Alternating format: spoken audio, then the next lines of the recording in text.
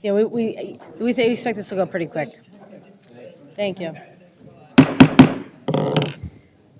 Good evening and welcome. I am calling to order the Ordinance Committee and Downtown Economic Growth Committee relative to Council Order 2016-285.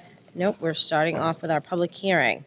This is a public hearing relative to Council Order 2016-285, order for the land disposition agreement parcel H1 in the Hancock parking lot, currently pending in the Ordinance Committee and Downtown Economic Growth Committee. Pursuant to the open meeting law, any person may make an audio or video recording of this public meeting or may transmit the meeting through any medium. Attendees are therefore advised that such recordings or transmissions are being made whether perceived or unperceived by those present and are deemed acknowledged and permissible. At this time, you need to call the roll? Okay. At this time, we'll ask those speaking in favor to come forward. We also have, if those not wanting to speak, we do have sign-in sheets at the back of the room. Anyone looking to speak in favor? Council Order 2016-285. Second call. Third call. Anyone wishing to speak opposed or undecided? Come forward. Council Order 2016-285. Those wishing to speak opposed or undecided, or sign-in sheets are available in the rear of the room. Public hearing. How you doing? John Rotherfield, 62 Grand Wall Road. I just think you got to really put the brakes on and not be voting on this till we at least hear about the garage. We hear about the infrastructure, about how the plumbing and sewer is going to get connected to this building. It's a very dense building. There's going to be a lot of bathrooms in all the units that are going to be used all the time. Right now, there aren't any bathrooms being used in that area. It's a vacant building. We have to make sure that the developer takes care of the infrastructure and you don't let the taxpayers get stuck with that infrastructure. And, we just have to worry about what we're doing about bonds. I'm very concerned with the amount of debt that we're issuing because we're going to be issuing debt to pay for the sewers and we're going to be issuing debt to pay for the parking lot. We don't have money for these things. What we really should be talking about is the retirement pension fund and the health care cost. They're very important things that need to be talking about instead of development on the schedule. It's just ordinance meetings are nothing about the Hancock parking lot, or they're about H1, they're about R1. Pretty soon, bingo for the developers is going to be across the board, where the taxpayers are really getting stuck with a lot of liability, a lot of risk. I'm not sure what the incentives are, but we need to see the master plan. Mr. Councilor Finn said what the city councilors, you guys are not the master developer, you guys are the master planners. And to have a master plan, we must see all the pieces. So this is one piece. The LBC owns many properties. They're going to be a partner with the city of Quincy for a very long time. But we have to make sure the partnership is one that works for the taxpayers, not just for the developers. Thank you very much.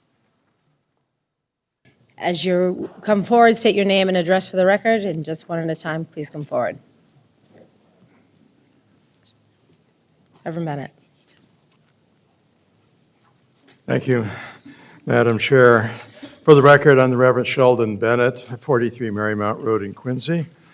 I'm also a member of the Affordable Housing Committee for the City of Quincy, and I'm a director of the Friends of Butler Pond. I mean, that's not the issue tonight, but I'm not here to speak to the merits, pro or con, as to the proposed development itself, but I do ask and charge this council to take a careful look at what, I haven't had a chance to see the actual document for the LDA yet, but I charge this council to take a careful look to what specific contributions are being made by the developer through this LDA towards infrastructure, parking, and/or affordable housing as provided by the Urban Redevelopment Plan as amended in Amendment 4. And if there is no significant contribution to affordable housing being included in this LDA, then I would ask the council to take a careful look and ask as to what extent whatever contributions are being made towards infrastructure or parking, to what extent those contributions their dollar value exceeds what any developer anywhere in the city might be expected to contribute through typical mitigation agreements with the neighborhood and the city. And I would also charge, if there is no contribution to affordable housing in this proposed LDA, no contribution to affordable housing, that this council take careful, ask again, just how the city council in its role as kind of the final authority on approving LDAs, just how the city is going to achieve the reaffirmed goal of including within the downtown development a mix of housing for a range of income levels, not only for the affluent, but for more moderate income, working people, seniors, and others for whom the top of the market housing is just far above any, far above median incomes. And finally, if there seems to be no clear way, as there are fewer and fewer parcels, obviously, that are remaining for including affordable housing, I would then strongly charge this council to consider. I understand there is some discussion about considering amending the inclusionary zoning ordinance to remove the present exemption of the downtown district. I would strongly support such an action by the council. Thank you. Anyone else?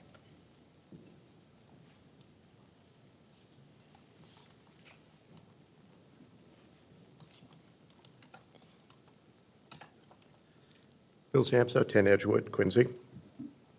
Think what some of you may. I'm all for developing Quincy Center. The thing is, who's LBC? Do any of you really know? At this time, however, the administration is seeking to have you approve a land swap and land sale, which entails the city's making a further commitment for at least $30 million in municipal debt for infrastructure that is necessary to be built in support of this and the O'Connell proposal.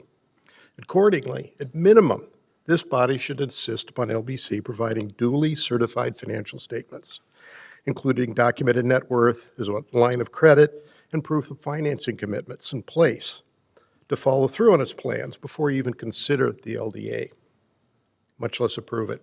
Oh, and please don't accept any claims that project financing commitments cannot be provided until the LDA is approved.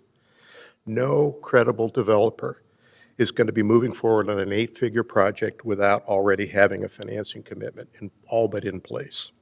That the funding entity can qualify its commitment per standard practices. Granted, the aforementioned documents are privileged, but this body has an independent legal counsel who can review them and report back to the council, or this body can appoint a special executives committee to review the documents and report back to the whole. More importantly, such documentation is all but mandatory to protect local taxpayers.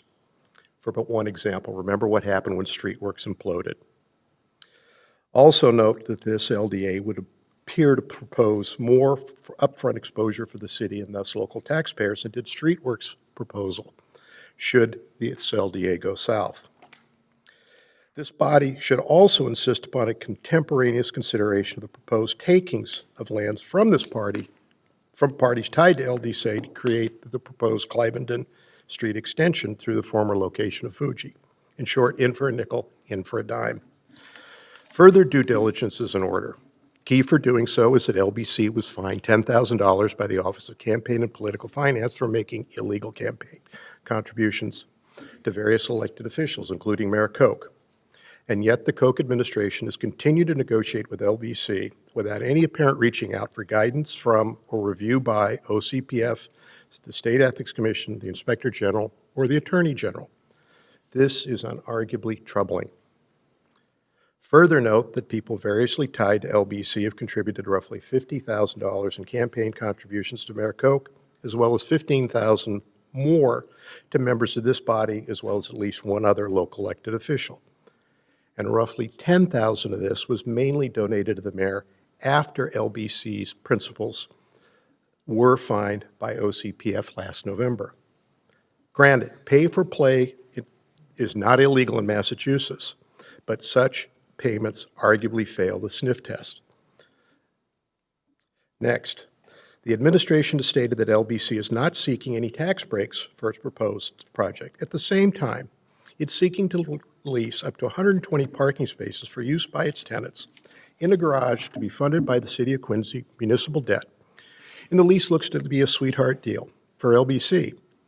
Per the formula, the most LBC will be paying in monthly rent for parking space in the first 8 years of the parking lease is capped at less than $60 a space, depending on the band interest rate at the time, and which would be less than $40 per the formula at the current time band interest rate.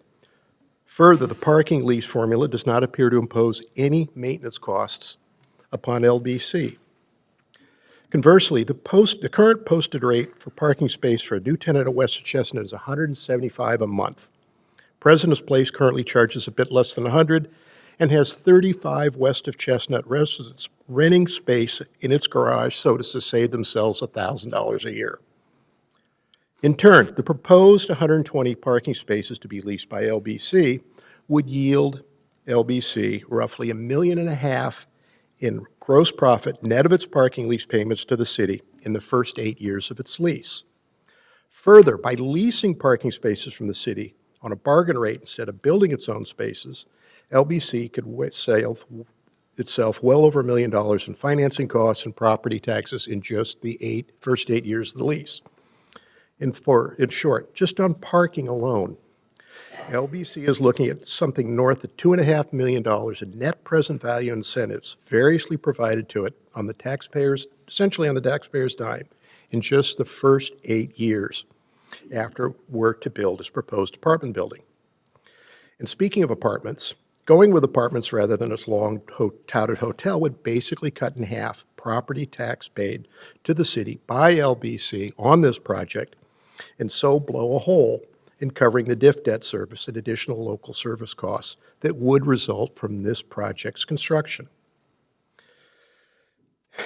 While time doesn't permit discussing other incentives and benefits buried in the fine print of the LDA, again, to reprise what to riff on what Reverend Bennett said, waiving the affordable housing payments by LDC would save them another $1.4 million. In other words, $4 million in benefits on around probably a $40 million project. In light of the OCPF sanctions, if this body fails to insist upon undertaking the sorts of due diligence efforts mentioned earlier, ranging from proof of financial wherewithal, background checks, and only appropriate blessings from appropriate state oversight agencies, it could find itself open to charges of argued malfeasance as opposed to merely malpractice down the road. Similarly, careful scrutiny is also necessary as regards running the numbers, as regards the city's financial commitments, as well as its exposure should anything go wrong. Simply put, municipalities should not be engaging in subsidizing speculative private ventures. At this point, however, this LDA, as well as the Econla LDA, look to be doing just that. Thank you for your time and consideration. Anyone else looking to speak in opposed or undecided? We did receive one communication from Arlene Goodman, Revere Road, opposed. That has been disseminated to all counselors in their packets. Last and final call, opposed or undecided. We'll call the public hearing closed.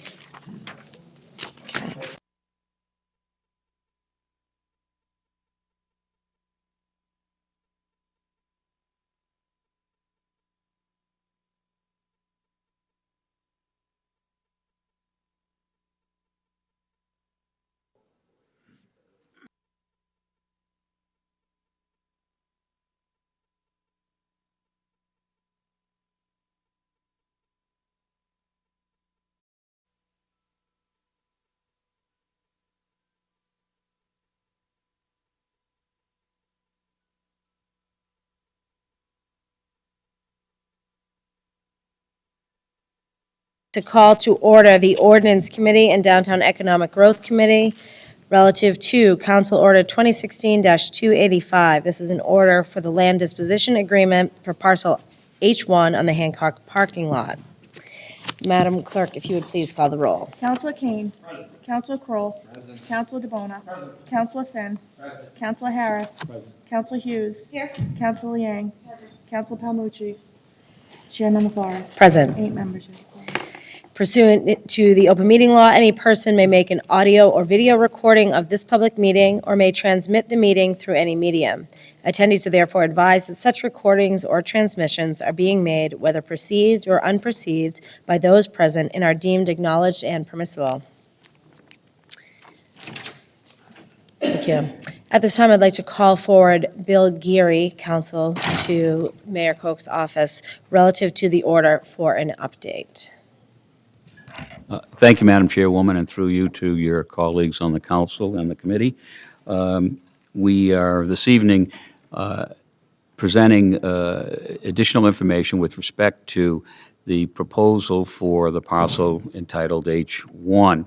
A significant amount of time has gone by since we first introduced this, and I had asked Jen Manning, who was kind enough to include in your packets a copy of the initial presentation that was made when we first introduced this, and it is a summary of the elements of the proposed project at 1500 Hancock Street.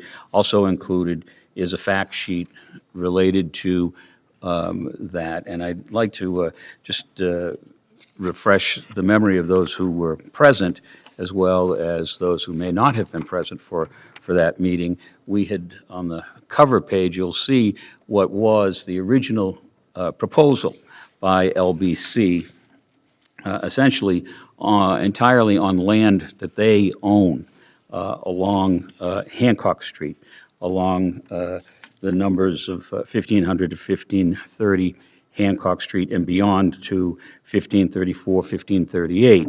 And that was their original proposal to the city approximately a year before I became involved with the downtown development. LBC, as a company, has invested significantly in Quincy over the course of the 2.5 years that they've been here, purchasing a total of 243,000 square feet of commercial property for approximately actually in excess of $22 million. And the parcels that are now owned by them that are part of this proposal totals 34,704 square feet. So this project initiated and originated as a proposal, as I mentioned at our opening session, for a hotel. The developer worked mightily to attempt to secure financing for a hotel, as well as potentially a flag hotel to occupy that site. And during the course of their efforts, the financiers, as well as a private consulting firm that specializes in hotel development, provided them with an opinion that at this particular time, there is not a market in downtown Quincy for a hotel. And that's what led them to look at building a residential building with 171 units, 36 of which could be converted in the future. They're all on the second floor of the building, and they could be converted in the future to hotel rooms should a market for those rooms become available and apparent. I might add that all of their efforts in this respect were reviewed by our expert, who everyone on the council knows, Pam McKinney. She's our expert, and she's the expert for many others. Indeed, we were hoping she would be here this evening, but she's out of state testifying in a trial as a real estate and appraisal expert. She also possesses considerable expertise with respect to hotel developments, and she provides counsel to Massport among other public agencies with respect to hotel developments on or near their properties. The benefits of this project evolved over the course of our review of their proposal, and particularly, as I mentioned in the opening presentation, the metrics of the building changed significantly to meet public needs that the city articulated to the developers as to the infrastructure in the adjoining area. So their building, as initially proposed, and as depicted on the front page of your packet that Jen has provided, ran from roughly opposite Albers at 1530, adjacent, contiguous to their current hotel, the Nova Suites Hotel, down through where the Dollar Shoe Store is and where Fuji is located. And the city had a long-standing plan as part of the overall, going back to the Streetworks era, to extend Cliveden Street so that it would connect with a bridge that is being designed by the Commonwealth to connect Bergen Parkway into the Ross area, across Hancock Street into the Hancock lot, and it is planned that this would be an access road from Hancock Street to the garage that's contemplated for the Hancock lot, which the administration will be presenting in the near term to the council for its review, as well as scheduling a public hearing, public meeting, let me say, rather than hearing, a public meeting for that proposal. So as the city reviewed its infrastructure needs, that included the, not only the street, the extension to Cliveden Street at the southern end of their proposed building, it included the replacement, the necessary replacement of a portion of what was a tributary drainage stream to the town brook. And this culvert, so to speak, is over 100 years old and needs replacement. And it happens to be located right under the first building owned by LBC at the corner of Cottage Street. And part of our plan, as I described in the materials and in my initial presentation, is to relocate that culvert and rebuild it. It will need to be rebuilt for its entire course out to a location near Revere Road, where it will join the relocated town brook running parallel for a portion near there with Hannon Parkway, Revere Road. So that was another constraint. So we kept identifying constraints to their initial proposed development in terms of the configuration of their building, the size of their building. Finally, we wanted to seize the opportunity in relocating this culvert to also provide pedestrian access to the Hancock lot from Hancock Street, rather than have the building go contiguous with Nova Suites Hotel. And that process, linked with our desire to have their building set back 10 feet from the sidewalk on Hancock Street, to widen the sidewalk along Hancock Street for the course of that building as it faces Hancock Street, in accordance with the design plans of the URDP. Essentially, we shoehorned their building back into the Hancock lot, onto a portion of the Hancock lot, which, as we all know, is a blighted area. And we pushed their building back to about 10,000 square feet, 10,196 square feet. And that's how the building came to be configured as it is currently configured, and as you can see in the last 2 pages of the material that's been furnished to you. You also will note that the pedestrian passageway and civic space that is planned to be part of this building is encased in glass, very contemporary, and we wanted to avoid the pitfall of simply creating another alley. We wanted a inviting space that was going to activate this neighborhood for residents and visitors alike. And we came up with the notion of the atrium. Because we want to maintain access to the drainage and the culvert for any future needs, we decided that the most efficient way to accomplish this is for the city to acquire that in fee simple, to own that. Likewise, the city will own the sidewalk in front.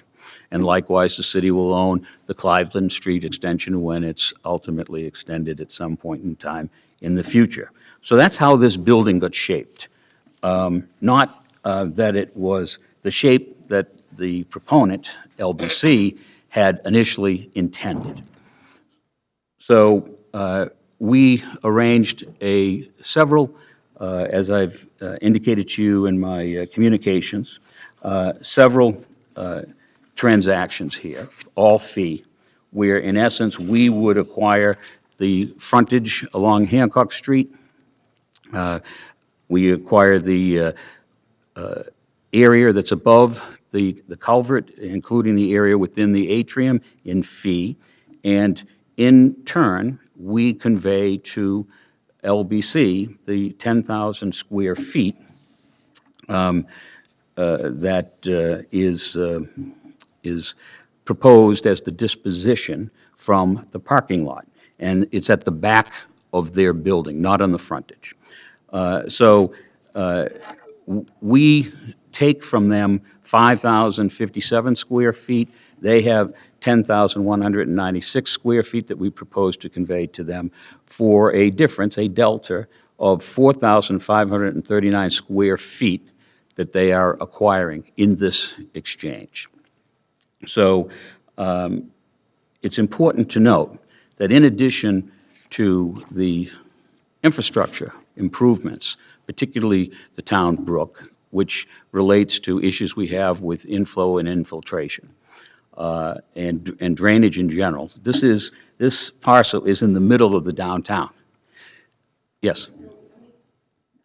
Thank you. I just wanted to jump on that as a question. I know we're going to really delve into more on the appraisal this evening, but because you've identified this, and I know I raised it as a point in one of our previous meetings, about the liability that exists to the city, and yes, Joe Shea, you're about to get called up, so I see your ears perking up, but the liability that incurs to the city of the Town Brook culvert. While we relocated the Town Brook and we relocated the flow, culverts remain underneath the Hancock parking lot. This particular parcel, the A2 parcel, has a section of the culvert. Is there active flow at A2? It's a very, very low flow. I will defer to Mr. White. Dave White of Woodard and Curran. I would add that Woodard and Curran has worked very closely with us, very closely with the engineering and design firms retained by LBC on these issues. And quite candidly, working on these issues, both in this instance with LBC and in the prior LDA with O'Connell, is where we realized that there was so much infrastructure work that needs to be done. We're talking about many of these utilities being over 100 years old, that the most efficient way to get these projects accomplished would be to have the developers undertake, through a contract with the city, the actual work, because they're integrally related to their own projects. And that's what brought us before the council, requesting your support for the home rule petition, which you approved and which the legislature in turn enacted, which confers upon the city the authority to do that. With respect to your question, Please. And I guess I just want to understand, even if we were not in the LDA situation we're in, the liability of the town brook at that location is incumbent upon the city of Quincy. That's correct. The former town brook currently flows under Hancock Street, under the So there's subject a parcel. tributary to the town brook that exists still flowing under the parking lot? Correct. Okay. And what are the, I know I've seen the video and I've spent a lot of time on the previous existing conditions before the relocation. Were there improvements when we did the relocation of the main flow? Were there improvements made to this tributary, or what is the existing situation we have? Presently, the existing culvert through the Hancock Lock parking lot is constructed of a bunch of miscellaneous constructions dating back more than a century in some instances, particularly that portion of the brook that's under the existing existing buildings now. Further downstream between there and Revere Road, it's corrugated metal pipe, which is currently in a Oh, I'm sure in difficult sections. circumstance as well. So, and the reconstruction of this culvert, is there any project cost estimates, We're currently compiling those now. range? For the immediate relocation associated with this parcel, it's approximately $1.5 million. $1.5 million? Yes. And this is a liability that is incumbent upon the city regardless of this project. So the same way, we have water and sewer infrastructure running underneath the storm drain, and the stormwater infrastructure is incumbent upon the city as well. That's correct. This is part of the municipal drainage system. This is part of the municipal drainage system. This is not specific drainage to their property. Correct. And other parcels affected by this tributary? The tributary above this location that this culvert serves is approximately a 30-acre watershed, includes a very large portion of the Ross Garage area, portion of the Hancock Street block between City Hall here and in Revere Road, Okay. as well as portions of the Chestnut Street in Chestnut Ave area. And when you're saying low flow, we're not seeing the water volume comparative to the main line of the town brook? That's correct. Give me kind of a delta, try to just understand what you're saying. Well, the Town Brook relocation redirected approximately 40 or 50% of the flow that it once saw. Yep. So the only remaining tributary now is the remaining drainage connections that are between the relocation of the Town Brook and the existing city drainage infrastructure. Okay. And is there a timeline for this? Does this culvert repair work need to be done prior to the public improvements that are being proposed? Right, so part of what we heard when we were talking with the Streetworks project was how the town brook has to be relocated for development to occur, right? Structurally, that had to happen first. In this situation, are we saying the public improvements can occur prior to the structural repairs to the culvert, or the culvert, this $1.5 million worth of city liability funding must occur prior to this development? I'm just trying to put a piece of what's the city's obligation relative to the town brook concurrent to this project. Sure. The first phase of the repair or the relocation of this culvert would be done in conjunction with after the demolition of the existing buildings at 1500 Hancock Street. So the developer would then do this work in conjunction with this project. The city will be funding the work. Correct. And we'll be hearing about that project information, time to be determined. The administration will come before the council for a diff request, and all of these projects, because they're all Yep. interconnected, all of these projects, including the garage, will be separately and distinctly outlined as to what their costs are and what the urgency and need for those improvements are. I mean, there's no question, the city, the age that we are, the age of our infrastructure, this is a can that's been kicked a long time. We've seen, a stagnant downtown, development not occurring. We moved the town brook. I think what is hard, there was a lot of conversation about the relocation of the town brook. pay attention to details, it wasn't 100% complete. This is the other facet that remains. I'm just trying to understand what the city's obligation is relative to us. I think it's important to say there's $1.5 million of infrastructure work for this project to proceed that's incumbent upon the city. So just trying to understand that in context. My other question was going to be relative to Pam McKinney. I know my colleagues and I have great value and respect for her input. With her being unable to attend, do we expect her at our next meeting? Or could we get her comments? I think it's very important for us to hear from her, preferably for us to ask questions. But if she's unable to attend, could we get her input? Yes. As I said, she was testifying in court today, out of state, so she could not make it. She ordinarily would be here.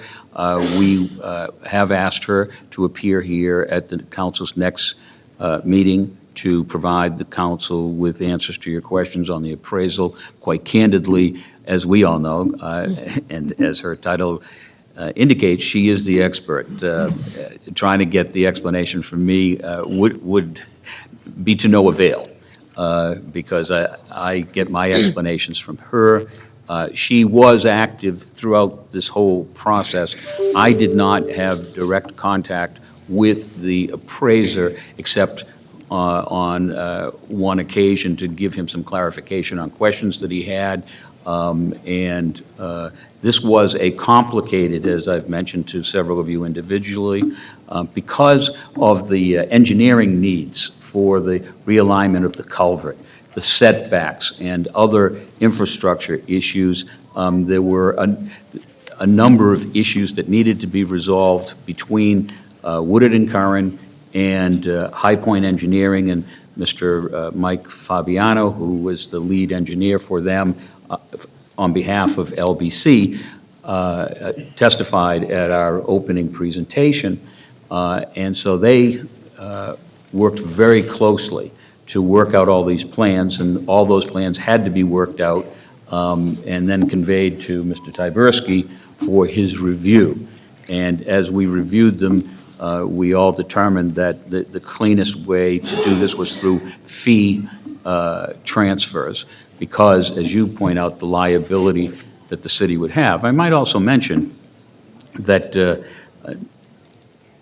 LBC owns these buildings, which are blighted, which are in decrepit condition. If we were to be approaching this in a disjointed fashion, where we're just looking project to project, knowing that this project had to be done, the alternative here is rather, an LBC, I might add, in acquiring these buildings, acquired them for $3.2 million. The alternative for us to get this infrastructure repaired would have placed us potentially in the position of being required to take one of those buildings at least by eminent domain and paying for the building to relocate the project. Here, we are going to have the best of both worlds. LBC is proposing to build a building, and those current buildings that are on site generate $40,000 a year in property taxes. The projected taxes, and they are not doing a 121A, they are going ad valorem taxes. The projected taxes for this building, property taxes alone, in the first year or thereabouts, when it gets up and running, would be $478,000 a year. So I think it's important that as we look at this project, the city's really not and should not be in the business of land disposition, selling land. We're not realtors. We are in the business of developing communities, revitalizing communities, and in this instance, our downtown area. So among the multiplicity of benefits that this project brings is the fact that not only will there be residents living in this building, of course, and new civic space, new access to a new garage, but it's activating that whole area with new retail activity. Retail activity that is sorely lacking along that stretch for a variety of reasons. And That's really the nexus here that we've talked about here so frequently of promoting economic development within the downtown. I know the first two projects have been residential in nature, but this one, because of its strategic location, has the opportunity to accomplish or help us accomplish as a first step the revitalization of economic activity in downtown Quincy. When downtown Quincy was an economic engine for the city. So that's where we're leading with this. And thank you for your indulgence in letting me give you at least a refresher for those of you who were here for the initial presentation. And with that, I'll ask Mr. Tyberski to step forward and give you a summary of the appraisal that he conducted on behalf of the city and to respond to any questions you may have. Thank you, Mr. Gary. I would classify improved stormwater management in the downtown as a community benefit as well. Thanks. So, Mr. Taberski. Oh, sure. Counselor Finn. Could I, no, for Mr. Mr. Gary. For Mr. Gary, please. Excuse me, Mr. Gary? I didn't realize you were going to sit down so quickly. I'm sorry. Our legal counsel has actually received just recently a copy of this appraisal, correct? Oh, yes, I sent him. And a he copy of isn't going to be everything. here this evening. Yes. So none of us have really had the opportunity to get his opinion related specifically to this appraisal. Yes. So is Mr.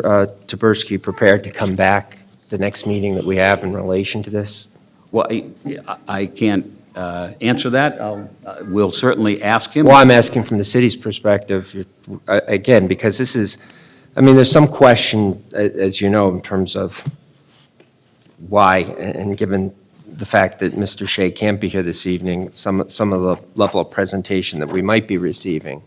So, again, I've not had the benefit of his opinion related to this specific document. I don't think any of my colleagues have either, have they? I don't think so. So, again, this is a very, not only that, but Ms. McKinnon is not here, who, again, we've come to kind of rely on in terms of trying to explain some of so again, you said she would be at the next meeting. Are we going to have some kind of meeting of the minds at some point in relation to this, in terms of the people who seem to be advising us in relation to this matter? Yes. I did not know that Mr. Shea was not going to be present. No, neither did I, but again, we only. Until late into the day. No, and again, I'm not accusing anybody of anything here. I'm just trying to get a sense of the sequence of things. I'm simply explaining that I did not know that Mr. Shea was not going to be here. As a matter of fact, we had made arrangements for him to testify at a prior council meeting, and he was unable and unavailable to attend that, and I didn't know that until that day. So we certainly take every opportunity, and it's important to note, and as you and I have communicated with one another individually, that we have worked very closely with Mr. Shea on the LDA. We've discussed the appraisal, the ongoing appraisal with him, and we certainly always hope that Mr. Shea is available to share his counsel with you and with us. In our dealings, both the counsel for LBC and myself, we virtually accept all of his recommendations. No, and again, I'm not questioning any of that, but what I am saying is I think, again, in terms of timing alone, for when he probably received this appraisal and when we've received it, his input is helpful, but also, particularly given the lengthy discussion that occurred the last time that we had with Ms. McKinnon being present, it seems to me that it's in that context that we make the most sense out of what is unquestionably a very complex analysis or matter. And again, I mean, I'm happy to ask questions. I mean, if people have questions, I'm more than willing to listen to them. But I'm just hoping that, again, he might be back for a second time, particularly if our council raises specific questions that we may not have particularly caught. We would be pleased to. make certain that that happens. All right, thank you. Thank you. Mr. Taberski.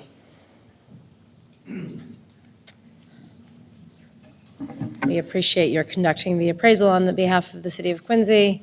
And with that, we look forward to a synopsis by yourself. Good evening. I'd be happy to come back whenever, when Pam's here and so forth. Bill Geary asked me to come tonight, and I was available. So my office is in Hingham, and I can come back without much difficulty. Let me just start by introducing myself in terms of my experience. I've been doing real estate appraisals for over 35 years. Many of those years were spent in office space in Quincy Center. I was located at 1250 Hancock Street, 1150 Hancock Street, 1218 Hancock Street, as well as 7 Foster Street. I tried to figure out how many years I was actually there, and I couldn't. So I'm very familiar with Quincy Center. I was at the groundbreaking ceremony of President's Place when that happened I think that was in the late 80s. During that time, I worked for the Boston 5 Cent Savings Bank, which was one of the developers. Well, they were the lender as well as a joint venture partner with, I think, Campanelli and Ricciardi companies when they built that. And that was really the first new development that took place in Quincy Center. In some time, it was the old Bargain Center site. And during that time, I've done numerous appraisals in Quincy, some for the city as well as for private clients. So that's number one. I just want to emphasize that I am very familiar with Quincy Center. Two, as an appraisal standpoint, I've achieved the highest designation in the industry called the MAI designation, similar to if you're an accountant being a CPA. So from that standpoint, I do these kind of appraisals all the time. I'll further add, at one point, I think in the 2000, I was president of the local chapter of the Appraisal Institute. I was also, for 17 years, on the elected member of the Board of Assessors in Hingham. And my practice now is a specialized practice. I've done all kinds of appraisals for all kinds of clients. But currently, it's more specialized in these type of transactions. I do a lot of work with Mass Department of Transportation, MWRA, Government Services Administration, as well as a lot of municipalities, as well as private clients. So that's my background. And I'll also just state that I'm an independent fee appraiser. I was hired by the city to come up with an independent opinion of the value of this transaction. And that's what I did. So Bill outlined, I think summarized the project. What my task was, or scope was, is to figure out the net effect of this land exchange between the city and the developer. And,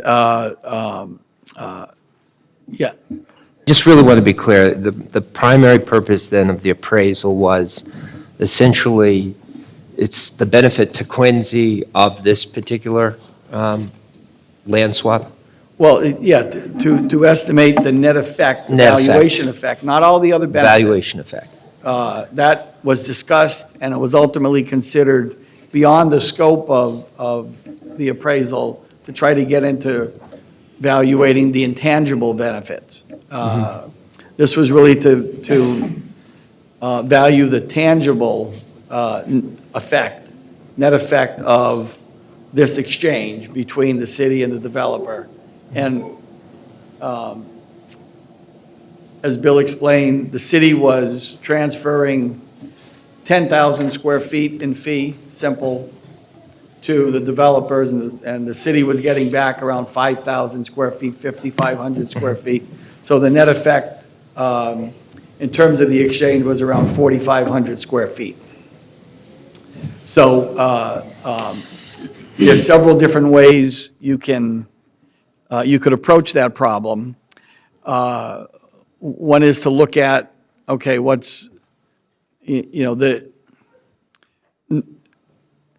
the city was transferring backland, part of the parking lot, and they were getting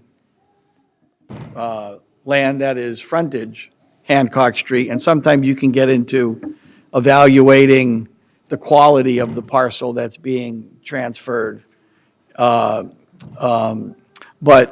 in this case, which is very typical, it's similar to what you do in sort of an eminent domain transaction where the city is, or a municipality is taking property. To value that, you use a technique called the before and after method, which is what I did. So basically what I did is I valued the developer's original parcel before this whole proposed exchange and came up with a particular value, and then looked at the value of the piece after the exchange, and then the difference between the two would measure the benefit. Or if it's eminent domain, you're measuring damages. In this case, because it's not an eminent domain situation, you're just measuring the difference between the value before the exchange and the value after the exchange. So, I mean, that's a quick summary of it. I'd be happy to answer any specific questions that you may have.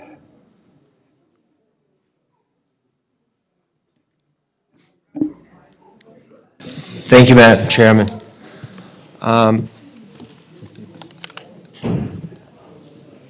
Just so I make certain that I understand this, is it the parcel in its entirety, the before and after value that we're actually looking at? Or are we looking at the segments of the land, the specific parcel that we're transferring as opposed to what they're transferring over?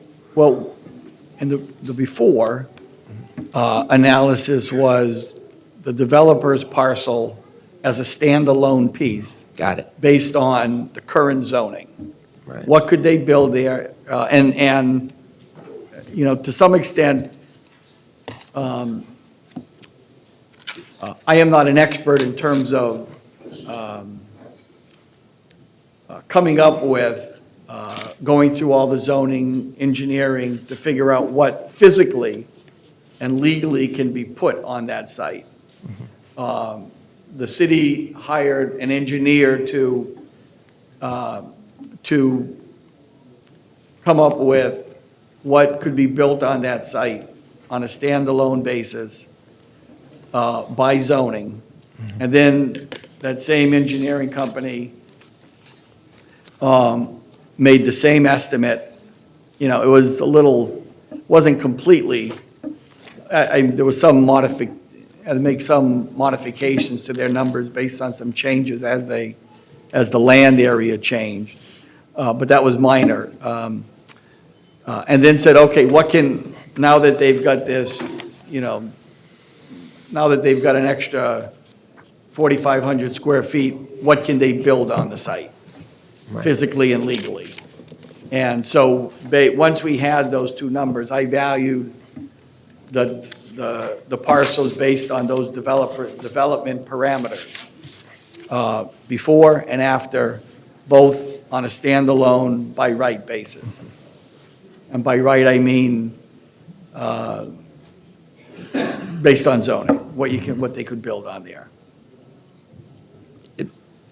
You conclude that the net market valuation between the, is estimated to be about it's at $500,000. Can you, what does that, just in lay person's terms, what does this mean? What does this mean for us as counselors who are trying to decide this? What's the particular benefit related to this as it relates to those who are saying, by us making this particular deal, the Quincy's actually benefiting from that in some way? Can you just walk me through what that reconciliation means for us? Well, again, it does not get into the intangible benefits. I'm not talking about that, just in terms of the I thought sheer that's what you said. the value per se of the $500,000. What is the meaning of that $500,000? Well, the meaning is, the developers are getting an extra 4,500 square feet of land. And land in urban areas, it's not simply a function of what the square footage is of that land, it's what can they build on that land? How high can they go up?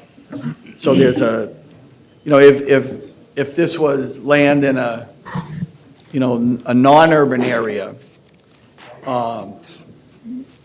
where people aren't building up to 7 stories, it'd be worth, if they could only build 1 story, it's worth a lot less than if you can build 7 stories, because 7 stories has 7 times the amount of development potential. So land is going to be worth more, even though it's only 4,500 square feet, because it's 4,500 square feet times 7. There's parking, there was parking involved on the first 2 floors on a by right basis, but generally, I think the FARs were around like 4 when you factored out the parking and needed some setbacks, and because of the weird shape of the building, you couldn't build exactly right to the lot lines. But, so it's, that $500,000 represents the value of that extra 4,500 square feet. Now, is that being represented as that should be a potential acquisition cost related to that Say that specific? again? Is the meaning of this appraisal, is that that's a recommended acquisition cost for that parcel while including the land swap that's going on? Is that the point of it? The $500,000? In other words, is the person who's acquiring that city property, is it recommending that they pay $500,000 to the? Well, there are other, all I'm saying is that that's what that land is worth. There are other factors, maybe, I don't know. I don't want to say that's the recommendation as to what they should acquire it for. I'm saying that's what it's worth. Whether there's any negotiation that takes place, it's not, that's not. No, I get my it. You're job. saying just based I'm just saying on your from a appraisal. valuation I get that. standpoint, net valuation standpoint, it's around $500,000. And again, I know there's very little time. I don't know if there's other of my colleagues who have specific questions for this evening. But I was interested in at some point, walking through what you perceive to be the limiting conditions of this appraisal in some way. And again, it's amazing the stuff that can come before us sometimes in terms of the level of the technical nature of it. And I guess that's what I'm saying. But if we look at the first specific limiting condition that you talk about, I think you might, is that what you were kind of referring to already in terms of estimating value in some respects? It's we're on page 3. Yeah, no, I have it. I'm talking to my It's in that colleagues, cover too. section. What I mentioned at the beginning was that I'm not an expert in the whole engineering aspect to figure out what footprint you can put on that particular site. Before, it was their site on a standalone basis before this acquisition. And the engineering firm, what they did is they provided an estimate only on parcel A. When it was ordered by the city, that was their request of the engineer. What's the footprint you can put on parcel A?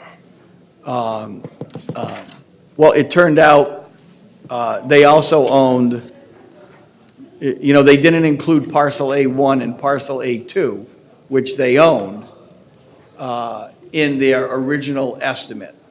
So what I did is I had to sort of,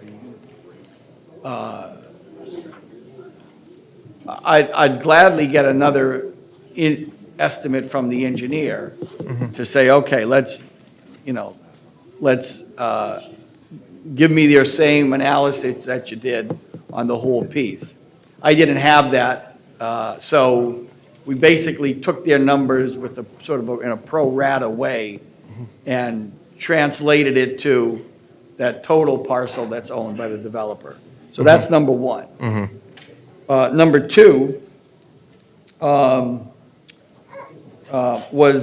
similar to that. Then they did an estimate on A and B, but it included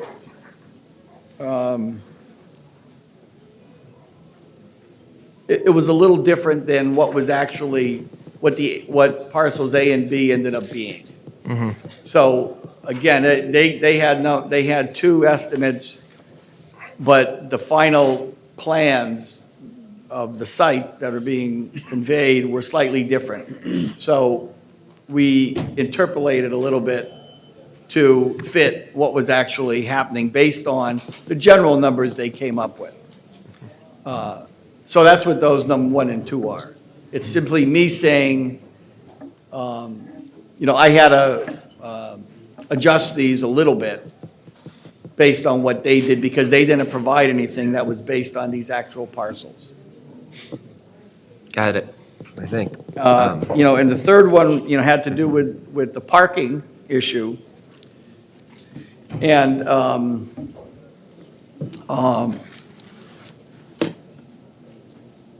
as part of the land development agreement, it went from what was allowed on the sites on a before and after basis by right.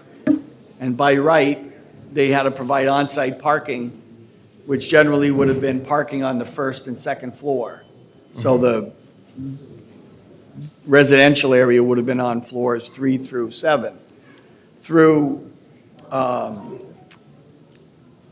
the city negotiating to have them commit to renting spaces at a particular rate in the parking garage,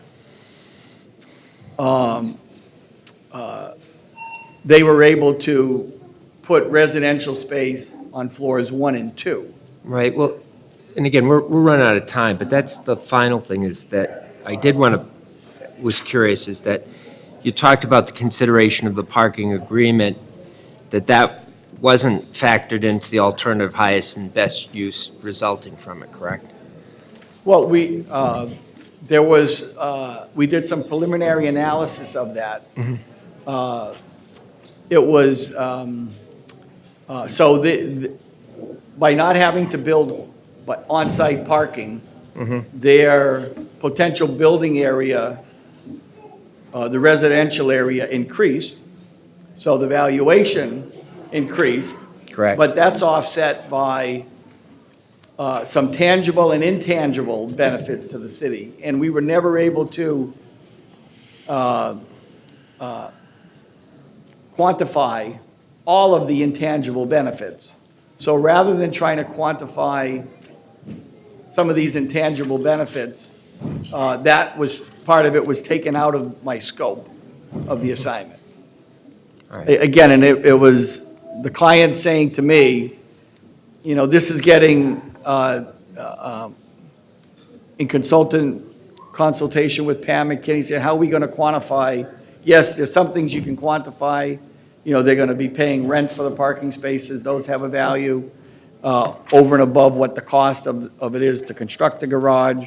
So you wouldn't have to, if you built a garage on a speculative basis, you wouldn't have to deal with the extra risk involved in building spaces for another 50 to 150 spaces, not knowing whether you're going to be able to rent them, or how long it will take to rent those spaces, which is incumbent on development in the area for users of those space.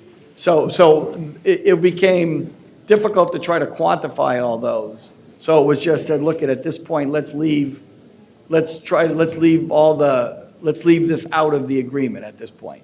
As an appraiser, if that so-called, I forget what it's called, but but if we had our agreement in place around that specific parking, would that be able to then give you a better ability then to quantify or relate that to the value? Well,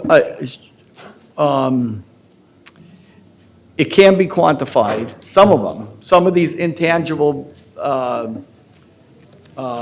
benefits, and Bill gave me a list of all the different benefits,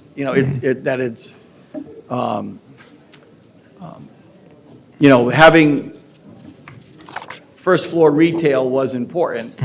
So there was a benefit to having first floor retail, which would generate economic activity versus first and second floor parking spaces.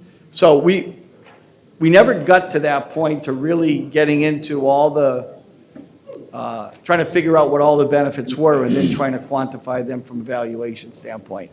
It was just taken out of the scope. Thank you, Madam Chairwoman. Thank you as well, Mr. Taberski. I appreciate it, and I do hope you do come back, because I think there'll probably be more questions as counselors get the opportunity to read this and go through it. Mr. Taberski, did you consult with Pam McKinney? Did you have conversations with her during your appraisal process? Yes. Yeah,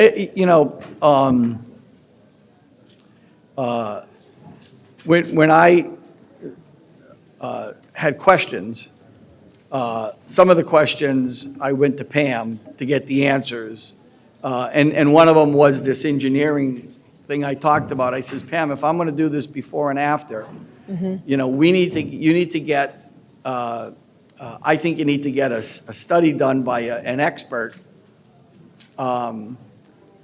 that will provide some professional expertise to this, because in valuing a property like this, it really relates to what you can build on it. And, the engineer may have says, well, because it's an odd-shaped site, even though you can build to a certain FAR, floor area ratio, because of the unusual shape, you're going to be able to get much less. But that's their expertise. So that was on a question like that, I would go to Pam on, and she would say, yes, okay, I agree with you. I'll go get an engineering study, and we'll get that for you as part, so it can be part of your appraisal. In the engineering, the site work relative to the Tombrook culvert being the big limiting condition. Say that again? The limiting condition being the Tombrook culvert on parcel A1. Yes. I don't No. follow the question, but. The engineering, the site work you're Yes, talking yeah, about, they relative to looked the at that culvert. to make sure Okay. that they would recognize that. With that, we'll go quick to Counselor Palmucci. We're going to wrap up. We are going to be continuing this meeting 2 weeks to Tuesday, April 18th. If you're available that evening, I believe we're going to be on for 6:30. So we definitely want to continue this conversation. I think it's important to have both you and Pam and Mr. Shea all together, that we're having the same conversation and asking all questions with all parties present. So we do appreciate your being here tonight as planned, but with them unable to attend, I think that's important. With that, final words, Counselor Palmucci. I move positive recommendation by the Ordinance Committee of 2016-285.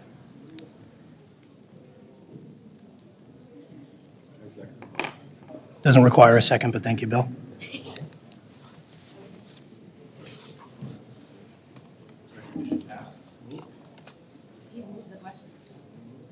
We vote on it.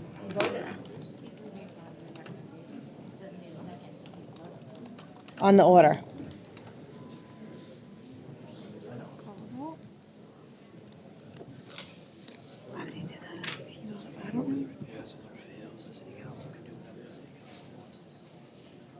For point of clarification, Councilor Palmucci moved the question on the Council Order 2016-285 relative to the entire LDA. That's the only matter. It's land disposition agreement. Just Move confirming positive there was- recommendation. There was questions around the well as to the vote. Move positive recommendation by the ordinance committee to the full council of 2016-285. Madam Clerk? Counselor Kane. No. Counselor Kroll. No. Counselor DeBona. Yes. Counselor Finn. No. Counselor Harris. Yes. Counselor Hughes. Yes. Counselor Liang. No. Counselor Palmucci. No. Counselor LaForest. What happens if it dies? We could still leave that committee. It remains in committee. Yeah, the motion fails, it remains in committee. No. Motion fails, it remains in committee. 3 Why would you do that? 3 to 6.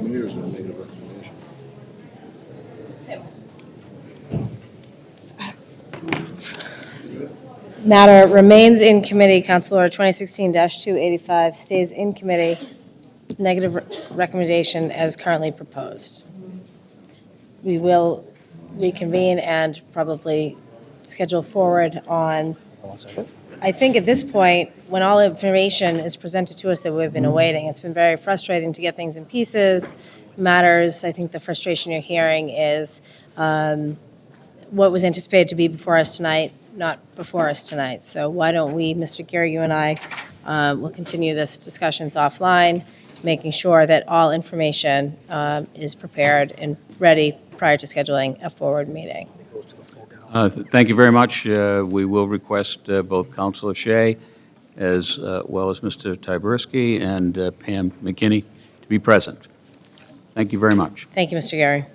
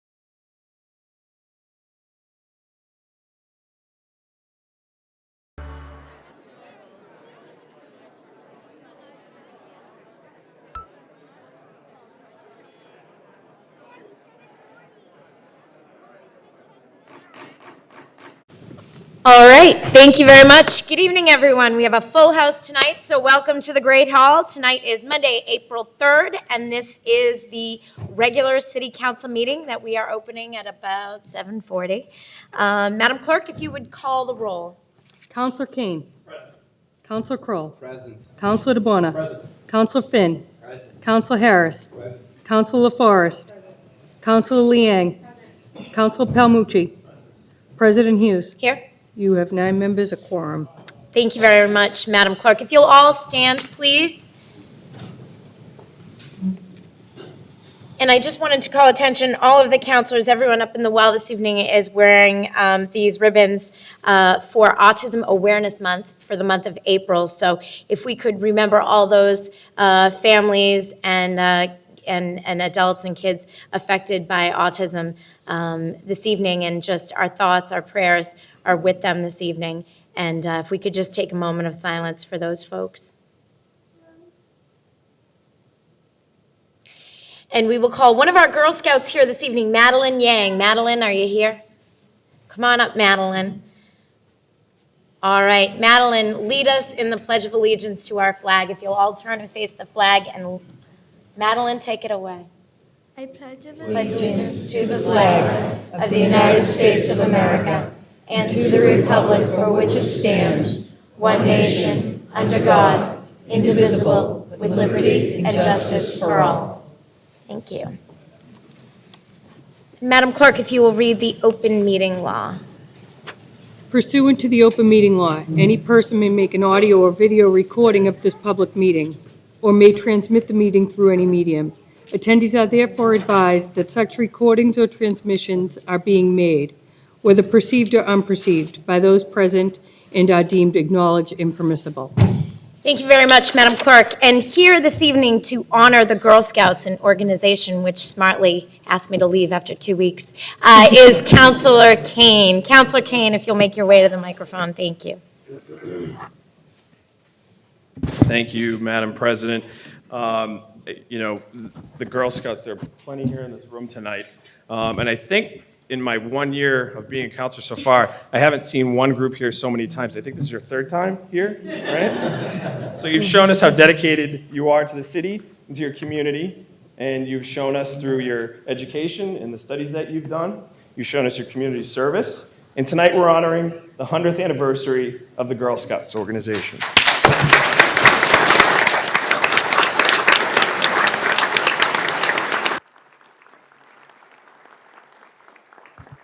So on behalf of the City Council and on behalf of the Mayor, I have a proclamation, but we'd like to honor and recognize in its 100th year of Girl Scouting in Quincy. Over the past 100 years, the Girl Scouts of Quincy have fostered girls of courage, confidence, and character who make the world in Quincy a better place. May the Girl Scouts of Quincy continue founder Juliette Gordon Lowe's dream of together exploring new possibilities and wonders of the world around them while leading a helping hand to those in need. We wish you another 100 years of adventure, friendship, and girls changing the world. Thank you very much.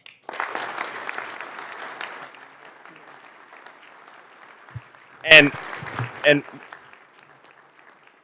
I'd just like to, are we going to stop to do a little picture and honor the girls? Okay, great. Thank you very much. There you go. This is on behalf of the City Council, and this is a proclamation. Thank you very much. Congratulations.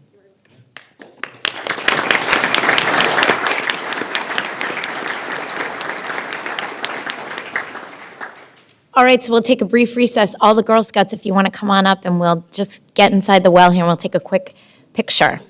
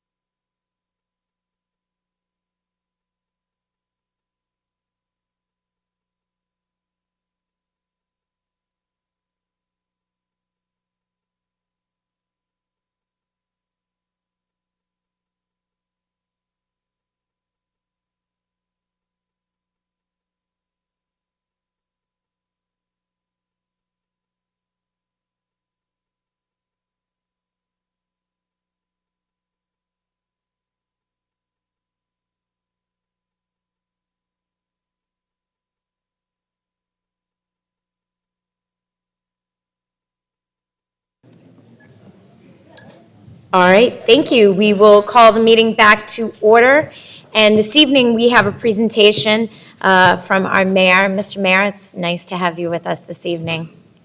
Thank you, Madam President, and members of the City Council.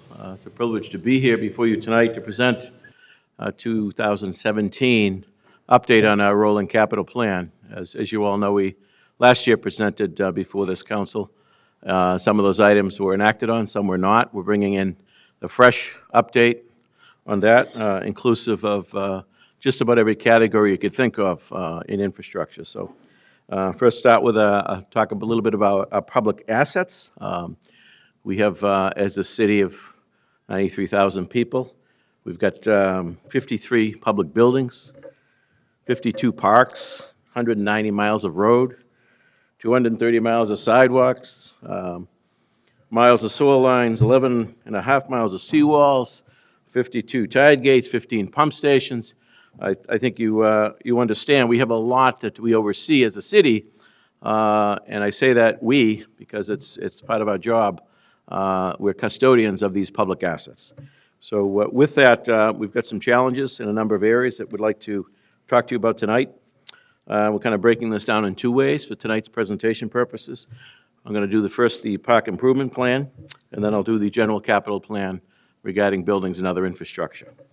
The hotel tax, which was enacted by this body a number of years ago. I think Councilor Finn may have been on the body at the time.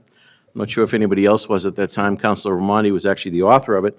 And that is a room tax that visitors, when they come to our city, pay and that goes into a fund especially for 85% park improvements, 15% towards tourism.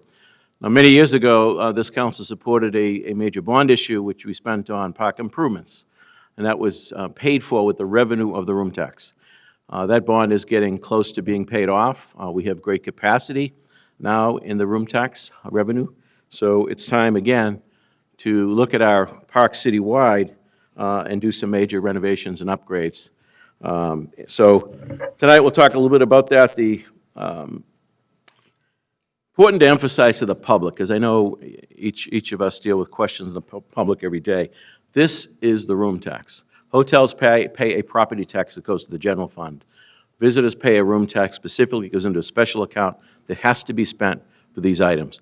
So this portion of the presentation, the $27 million we're talking about in bonding, will be paid for out of the room tax. It does not go against our debt because it's a direct revenue. So it's the first master plan since '03, and we've got a number of projects, and the first of which is the Hancock Adams Green. The Hancock Adams Green, as we all know, has been underway for a few years. The first piece of the Hancock Adams Green was the roadway change, the redirection of Hancock Street out here in front of the church and the City Hall, which creates the setting, the space for this beautiful park. And as you know, we've received about $15 million in state and federal grants to get us where we are.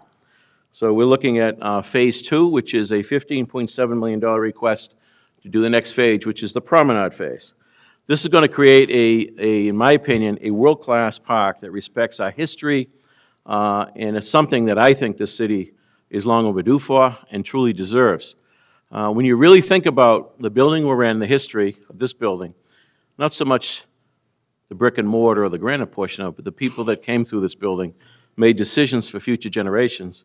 You think about those folks that are buried in the Hancock Cemetery that were part of the early creation, not only of this community, but this nation.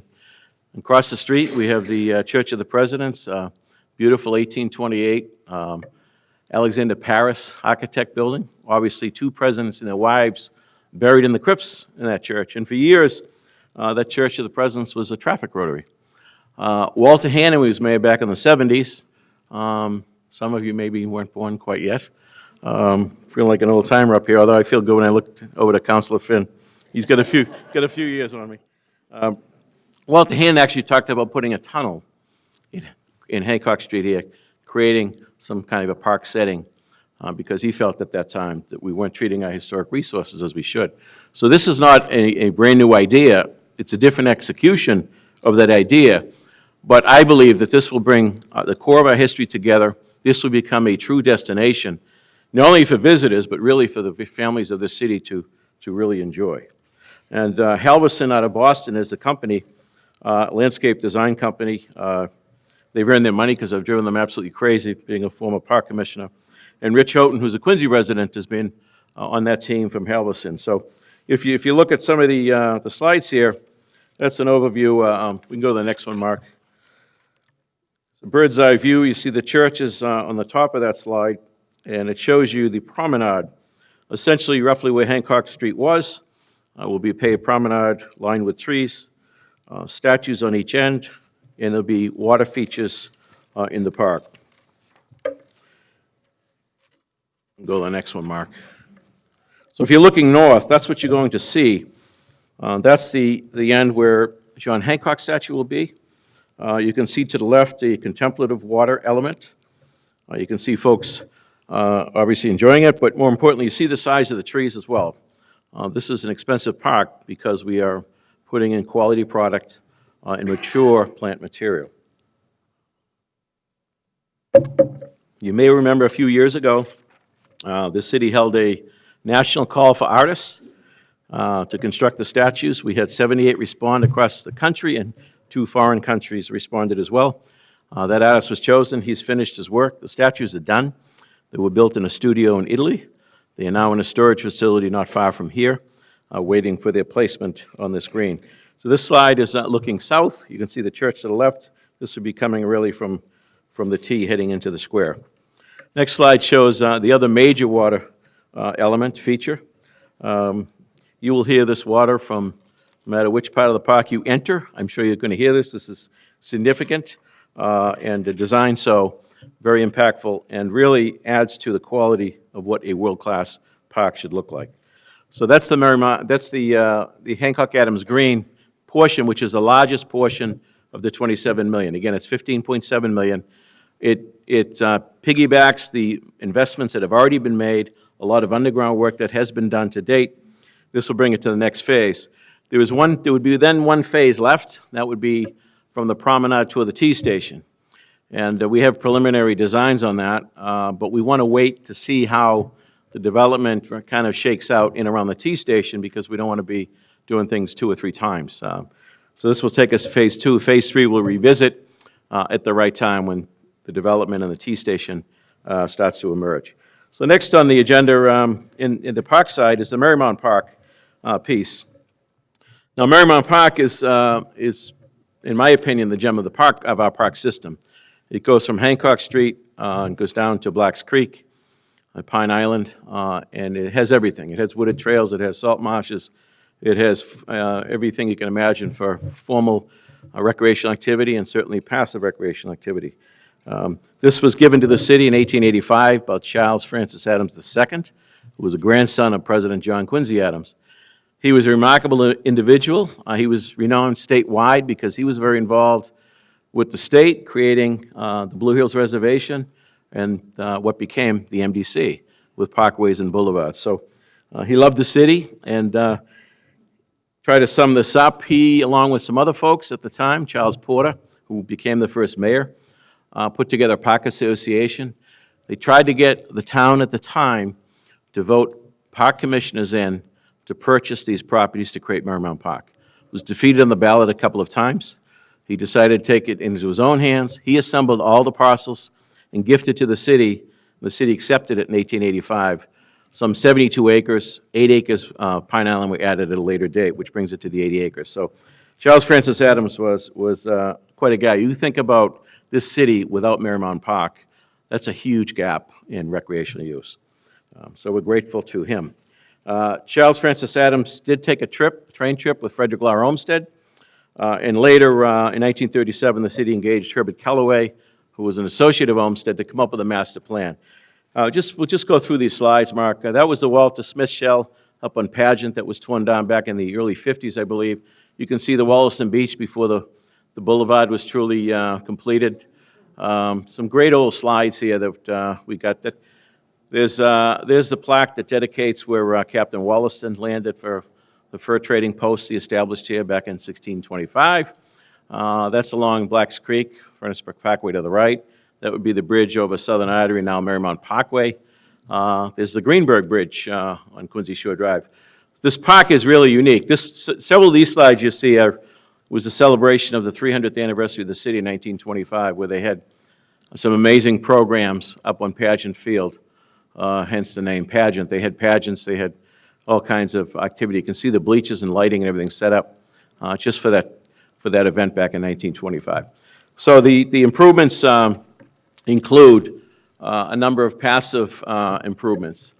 I want to speak to that because you have Marymount Park on one side, Grossman Park on the Fenner Street side, Caddy Park on Quincy Shore Drive, but they're not connected. So by bringing this plan together that we've engaged with Copley and Wolf, the goal here is to connect them with a series of bridges, boardwalks. This will create about 130 acres of beautiful estuary open space area, which will allow joggers, walkers, bikers. This isn't just about the football field and the baseball field. This is about also the passive use of that beautiful facility. Again, it's really unparalleled in our city. So we have engaged Copley Wolf for about 2 years now, working on plans with them. We've engaged Ty and Bond, and we've engaged Woodard and Curran. This will be a very technical program that we're going to have to get permitted, so there'll be a lot of work needed. Now, it kind of intercepts or overlaps other issues in the Blacks Creek area. For example, the tide gates at Greenberg Bridge, which we've been working with the EPA for over 3 years now. It's money you guys approved, or this body approved a number of years ago, and that still sits in an account because we haven't been successful in the permitting to date. There's another tide gate issue under Fenno Street that feeds one of the marshes behind Dickens Street. There's the issue of dredging Blacks Creek up the basin between Marymount Parkway and Furnace Brook Parkway. So there are a number of pieces to this that will be tackled with the design and permitting going forward. This will take a little bit of time, but we believe we'll be successful in at least portions of this, and so we'll be back at some point. This will pay for all of that legal work and design work, engineering work necessary to bring it to the next level. Again, Marymount Park is a unique facility, and a lot of folks use that each and every year, both for formal and informal recreation. That gives you really a conceptual Hancock Street way up to the left, the beach down to the right. And we'll open up some view corridors for people to be able to enjoy the ocean views from different parts of the park, and really connects, as you can see, a series of, it's tough to see it, I guess, on the slide, but there are a number of connections between Furnace Brook Parkway into Pageant, and then from the boathouse area out to Pine Island, and then from Pine Island over to Grossman Park along the marsh, and then back to Caddy Park, so you'll be able to make the complete loop in around that area, which should just be incredible. So that's the conceptual look of that piece. The next piece that's in the plan is a dog park. We've been talking about this for a few years. We have a location, and this will overlap with an item in the capital improvement program. We've got 3,000 licensed dogs. I'm sure there's a few more out there that may not have the tags on them. And this has been talked about for some time. A lot of communities have gone to dedicated dog park facilities, and we think it's time here in Quincy. And we have some decisions to make, but I think we find the right location. We own 20 acres of land south of the new Avalon project up on Quarry Street. It was part of the deal way back when with Sertulli. And on that property is an interesting piece of property with some topography challenges. However, we all feel, including the architect, that this will work quite well in establishing a dog park in this vicinity. It's difficult to put a dog park in a neighborhood too close to homes. So this is an area where it has enough isolation around it, I think, that we'll be well served. In doing that, we've got to bring a road into the site and some parking into the site. And, there's some work to do, but we feel very good about this as the location. It will allow us to build a state-of-the-art dog park, and I'll be listening to others on that because I'm not quite as familiar with a dog park as I am with a number of athletic uses out there watching my kids all these years. So we have a dedicated team on that. And I want to, thank my colleagues on this. I know Councilor Forrest was very involved in this piece, but also We have an incredibly dedicated group of volunteers that serve our shelter down on Broad Street. These folks are amazing. They raise all kinds of money and do all kinds of adoption programs and really augment the minimum that our people can do down there based on the facility itself, which is very, very challenging. The next piece is the Maritime Center, and this is obviously down on Howe's Neck. I've had the good fortune to be serving as an appointee from the governor on the Seaport Economic Council, and we've been very successful with some grants for the city. And the first grant we received was to upgrade the ramp, which was not, did not meet standard. That was just under $700,000, and that is in progress. Then we received another grant this past year of well over around $250,000, I believe, which would then help us design the new facility. In addition, the community preservation has kicked in some money as matches to those. So we're in a pretty good place in that we've got a good partnership with the state on this program. The request in here would be to acquire 3 homes and a parking lot on C Street abutting the site. And that would, we believe, provide the necessary real estate, land, to provide the necessary space for boats and trailers and use of the facility. We're a city of 27 miles of shoreline, and we have limited boat ramp access for our residents. And this will help go a long way in solving that. We do expect to go back to the Seaport Economic Council when we have the design finished to look for actual monies to then construct the facility. On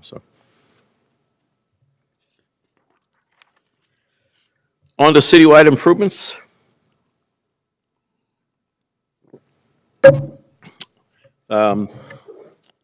We have a master plan for Faxon Park, and there's a little history in Faxon Park. The same meeting in 1885, Henry Hardwick Faxon donated the first piece of land that's come to known as Faxon Park, and he had 2 restrictions in the deed. One, that it would be forever known as Faxon Park. 2 is there'd be no alcohol consumed in that park. I can't speak to the second one, but the first one we've held. Another amazing, prominent businessman that loved his community and wanted to leave something for future generations. In addition, we're looking at the reconstruction of Kincaid Park over in Water Street. Henry Kincaid. Kincaid's was another major prominent business person in Quincy. And that will, we're looking at how that can best serve the new middle school as well as the neighborhood. So we're looking at some changes in that. And that's just going to be a significant project. There'll be a complete renovation of that facility. Permitting for the Mount Street Beach area and the boathouse. We talked a little bit about, I remember Councilor Kroll with me down with Jay Cashman at the shipyard a couple of years ago to announce Jay Cashman's commitment to build and pay for a new boating facility there for rowing, which would also serve for kayaking and canoeing as well. Mr. Cashman's still committed to that. We have some challenges in the permit because this is a designated port area, even though this has been a recreational use for 150 years. So we're working through that process. So the money in here would be for the permitting and design work, and Mr. Cashman's going to pay for the actual structure and the piers associated with it. Lights at Quarry Hills, the Little League facility up there.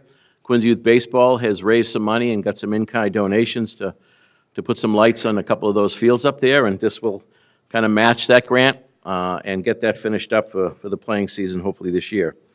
The completion of the Ray Dunn baseball field and the Fall River Clubhouse field improvements. And I know, again, the council's been working on that. Replacement of turf at Veterans Stadium. The last big bomb we did the new turf facility at Veterans Stadium. It was guessed that it lasts around 10 years. Well, it's around 10 years. The beauty is we don't have to rebuild the whole stadium. We just take up the carpet and put a new carpet down.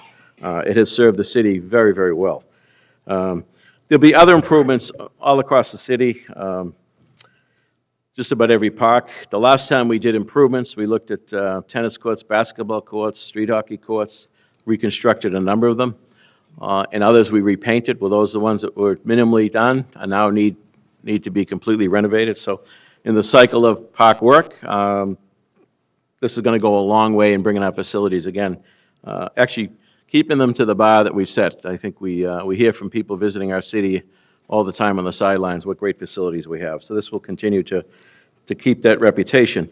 Community preservation, last few years, They've been committing about $500,000 a year to the parks through various programs, and the issue that comes up frequently before them is the tot lot reconstruction. We did about 24 tot lots about 20 years ago, and those now, time is up for those to be replaced, and what I'm going to be asking of the Community Preservation Committee is to do a similar program to this, and that we bond the total amount, which should be between $5 and $6 million, and then we take that $500,000 that's already committed each year to park use, put that revenue towards that bond. What that allows us to do now is, rather than the various groups that come before the CIP, before this body, and before our office, competing for those dollars, we now can upgrade all of them at the same time in a very good way. We're including in that, in the wear zones, under the swings and all, we have the wood chips, would put the rubberized material in, which would help easier maintenance long-term and safer for the kids using it. So that has not come to a final decision. It's a recommendation at this point. I've spoken to the chairman of the Community Preservation Committee, and we'll talk to the group directly on that as we go forward. So we can go over to the, now the capital plan, which deals with a lot of issues. As I said in the first slide, we have an awful lot of public buildings across the city. And you think about that, about 20 school buildings, we get 8 firehouses, the police complex, DPW complex, which has several buildings, park and rec complexes, several buildings, libraries. We have a lot of city buildings. And again, we are the custodians of those assets. You can't continue to let those go over time, as we know with our homes, what happens when you do that. So I view that as a major responsibility that we do have. And how do we leave those assets to the next body here, to the future generation? I think you pay now, you pay later, and this is a case of us dealing with those needs we have at each and every one of these buildings. What makes this job a little bit easier is we have a very professional public buildings department, which has not been around that many years.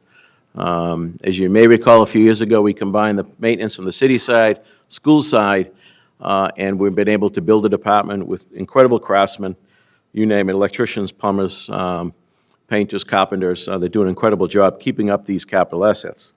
However, there are many things that need more than just the regular maintenance. So we're looking at a number of programs in our buildings, technology, infrastructure, and equipment. The public building side, by, central maintenance has been huge.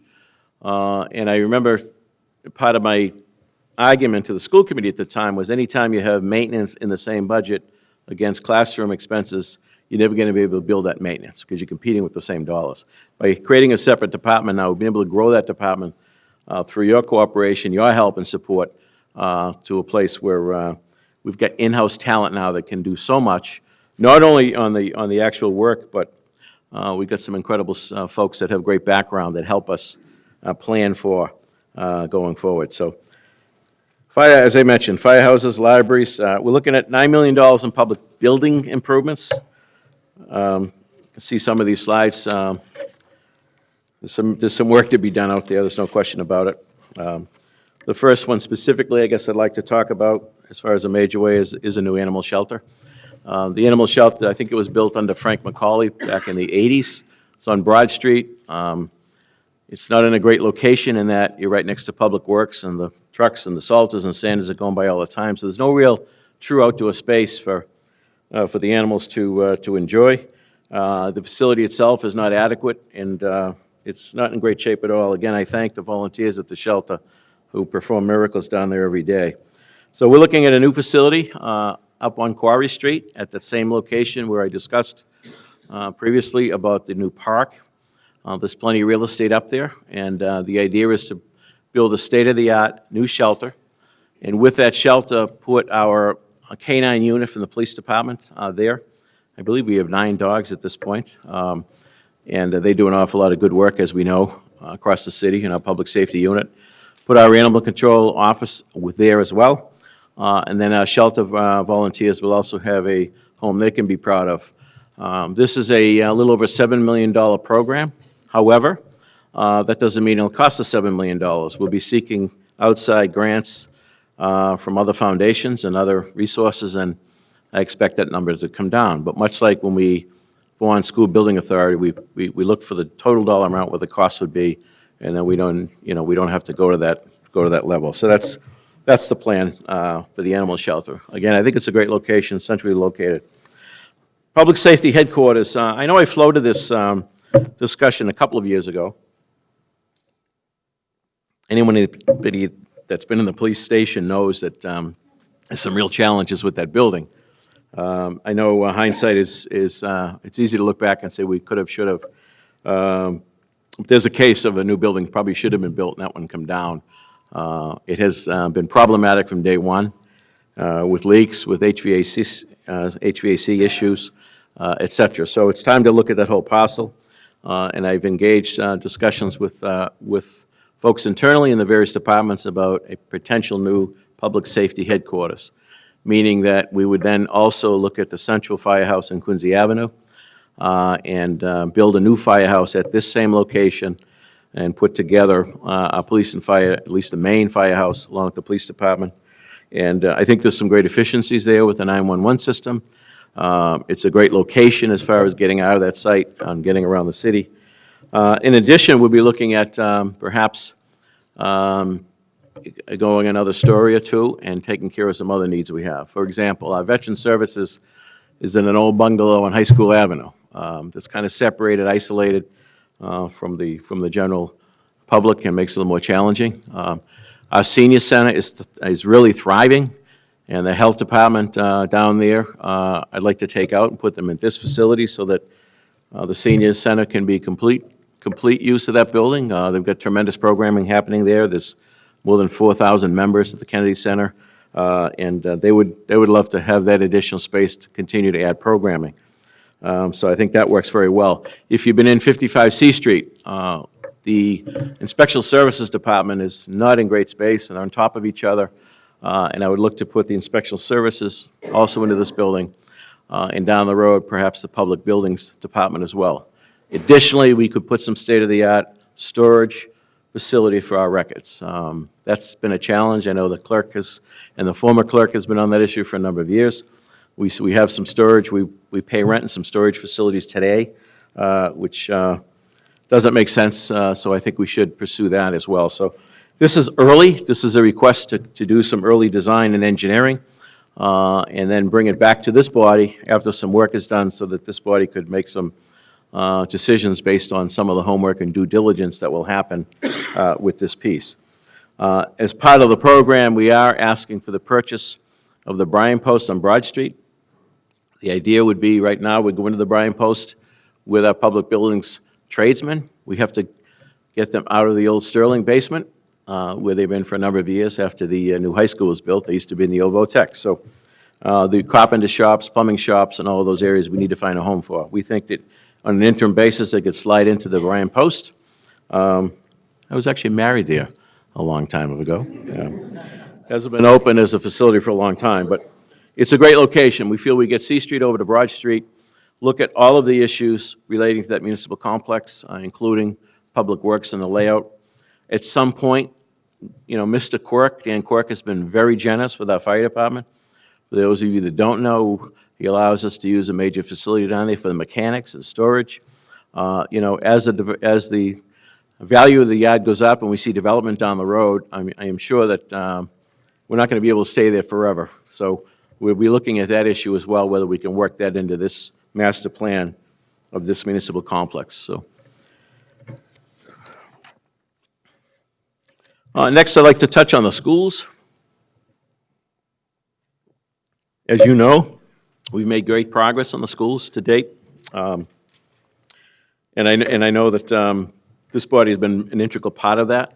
You voted for the Quincy High program. We voted for the Central Middle School program this past fall. We voted for the authorization to move forward for the old Sterling Middle School in Southwest Quincy, which we're going to be replacing.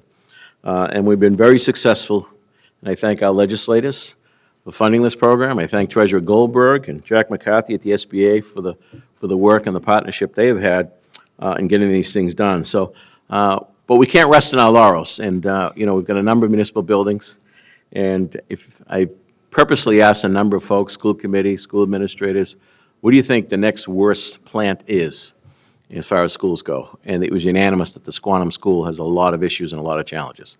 And it was added on a couple of occasions. It's not really quality, those additions. So it's time, and I know we're going to be renewing that interest as far as getting back in the queue with the School Building Authority. We've been in the queue for a couple of years now, but I think until Sterling gets going, they'll probably not grant us another grant until that thing gets rolling. So we're looking at that. And I'm sure we'll be working with the good counsel from Ward 6 on that planning, Counselor. And then new West Quincy Elementary School site. And I talked about this a little bit publicly not long ago. As folks know, the St. Mary's School closed a number of years back. The convent was sold off and condominiums have been built there. That leaves the school, which has been on the market to lease or sell. We've been negotiating with the Archdiocese of Boston and the Quincy Catholic Collaborative. And I feel strongly we should acquire this property and then begin the planning for a new school on that site. It's not often that real estate is available for this type of use when you're in a built-out urban area. This was a school site, so the neighborhood was used to a school, although I'm sure, Council, some of the neighbors won't remember it when we move forward on community meetings. But having said that, kids from West Quincy, to the other side of the expressway, go all to Montclair School and Montclair Elementary School. We were a city of neighborhood schools, and when Prop 2.5 came through and there were a lot of closes that had to be made, again, I'm not second guessing, I think the West Quincy area of the city was gypped. I think that the travel distance for them far exceeds any other part of our city. So my recommendation, and I know there's a lot of votes that have to happen, including this body first on the land. My colleagues in the school committee will take a look at this and have a vote on it. But in my discussions with the superintendent, a new small elementary school would serve that neighborhood very well. It would also ease up space at Montclair, Wollaston, and probably Lincoln Hancock to some degree. As we know, the old schoolhouses that were built way back when were built pretty straightforward: classrooms, restrooms, nurse's office, principal's office. The education space today requirements are far exceed that. You have specialists coming in, you need space on one-to-one. So this would go a long way, not only in solving it for West Quincy, but really freeing up space in some of those other school buildings so they can better educate our kids. So that's a separate, that's part of the CIP, but that'll be a separate issue I'm sure we'll talk a little bit more about going forward. We've got a lot of technology in this program. Last year, as you know, we did a lot of technology upgrades in the school system. And this year, we're looking for some various items, radios for police and fire departments, our first responders. We need to keep up with the technology and the radios for them, not only for safety for, for the public, but for them as they serve in the front lines. New software for managing our tree inventory, and new software to manage our public buildings and public infrastructure. So if we put a nice program together, it'll be far easier going forward, managing this, coming up with a good system, and it'll pay dividends long-term, in my belief. And we go to infrastructure, or additional infrastructure. One of the major items in here is we did an RFP not long ago, and we had, 14 or 15 companies respond. One has been chosen or recommended to me by the committee. And the RFP talked a lot about every aspect of the city. It's been a long, long time since the city has looked at a major traffic study. I think Frank McCauley may have been the mayor the last time it was done. And we're going to be looking at everything: intersection, signalization, pedestrian safety, bike lanes, a master plan, signage, residential parking permits in neighborhoods. All of that is in the mix. There'll be a series of public meetings, work with each of the ward councils and the councils at large on priorities in their areas and things that we can fix. This is a program that could take up to 2 years, but that doesn't mean we can't cherry pick some things right out of it early on and begin implementing some of those items. It doesn't mean we're going to slow down on other areas. For example, as you all know, we've done some major intersection work, and the next one that's going to be done at C Street. We're working with MassDOT on C Street between Quincy Shore Drive down to Palmer Street. So again, our state legislators provided some funding for that. We're grateful for that. So Again, we'll be going neighborhood by neighborhood and trying to fix a lot of long-term challenges and problems that we do have. It'll give us a roadmap, a plan going forward, if you will, that we can chip away at then as money is available. And of course, design and permitting for continuing flood relief projects. As some of you may remember, I know some of you were here, this city was inundated in the spring of 2010 with the March floods. It was very, very challenging for a lot of folks. We had neighborhoods, that went underwater. We were taking people out of their homes in boats. That comes up every so often. It's easy to forget about it for a while, but at the time, we committed as a city to make a difference and make some changes so these people wouldn't have to put up with that every time there was a major rainstorm at work worrying about their basements flooding at home. They pay taxes like everybody else, and they deserve the attention. So in this, we're looking at some more design and permitting work to continue some of those efforts. Arlington Street Pump Station, it's been identified as a need that would serve the Wallace and Montclair area, Councilor Kane's area there. You going to open up those cookies and share those, or are those going to sit on the...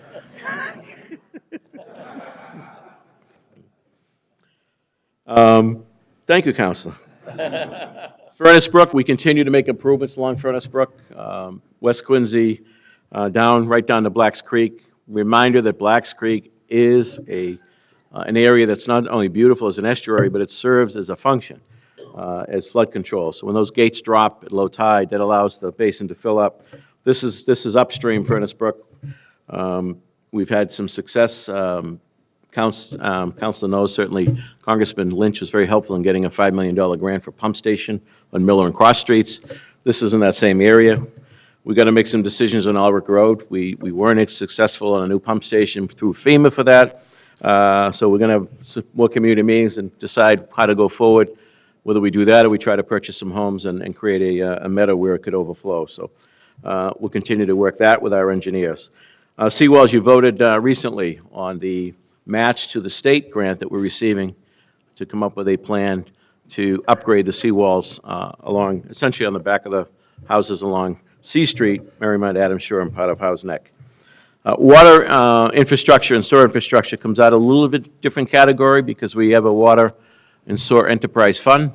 Therefore, the monies for that are generated through those funds. And as you know, we have programs, matching programs that we take advantage of with the MWRA, low-interest loans, in some case, no-interest loans that we'll continue to take advantage of and continue to do water pipe replacements and sewer issues going forward. Roads, you appropriated last year some money that you're going to be seeing happening this year. You saw Bergen Parkway, a section get done with some of that money, a section of Southern Artery between Quincy Avenue and down around 1000 Southern Artery. Those were both in very, very poor condition. And there's about another dozen streets. I know we've been working with some of the councils here. Those are out to bid as we speak, and this summer we'll see construction on those. It appears the state's going to come up with about $200 million in Chapter 90 money, which I think is about $1.5 million for us in the upcoming fiscal year. So that'll be plugged in, augment the money that's in there from last year. This is an area we have a lot more work to do. There's no question about it. You get calls, we get calls, you drive around the city. We need some more attention to the roads, there's no question about it. And as I indicated before, I think the last couple of budgets, as we free up from that 2 year ago storm event we're still paying for, that will then create some capacity and room to do more roads. My goal is to have in the city budget or an item in the public works to actually do roads over each and every year, much like we do sidewalks. So next year, we'll be back probably more on the next phase on how we're going to tackle the road issues. Finances, just a reminder on the work we've been doing together. And when I say that, I mean together. When you think about all the projects that we've done, we've had great cooperation from our federal officials, especially Congressman Lynch. We've had tremendous support from the state. The governor and Governor Baker and his team have been terrific. Our legislators have just been phenomenal in every step of the way. Obviously, working with this body and the school committee on the key votes, moving projects forward is just short of awesome. I mean, really, that's the way it's supposed to be. The residents expect things to get done. It's our job to get it done, and I think we're doing it pretty well. if you see here, we've received more than $110 million in reimbursements from the state to date. That does not include the $29 million commitment the state has made for the new Sterling Middle School, which is big. $46 million already for state and federal grants in the downtown. You've seen all the work we've done. People forget quickly, but we moved the town brook. We built the Hannum Parkway. We rerouted Hancock Street, and now we're about to do the next phase of Adams Green. We have in place a preliminary approval for $40 million in additional grants through the IQ program. That is tied to commercial development, and as you know, Mr. Rob Hale in Fox Rock is committed to some major commercial development on the parking way side, which will kick this program in nicely. It's essentially the new taxes generated out of it replenish the fund as people draw off of it for projects, so that's going to be very helpful. And our sewer rehab fund has increased significantly since 2010, and that is, again, is paid for, as developers come in, they contribute to that fund, which then allows us to then do improvements to the city. And lastly on that, as we talked about the hotel, motel tax capacity increases, both because the bond is diminished and also rates go up every year. So as is a percentage of the room tax, it's not a number. Therefore, as the room rates go up, so does the percentage the city attains. So we're in a healthy place with those.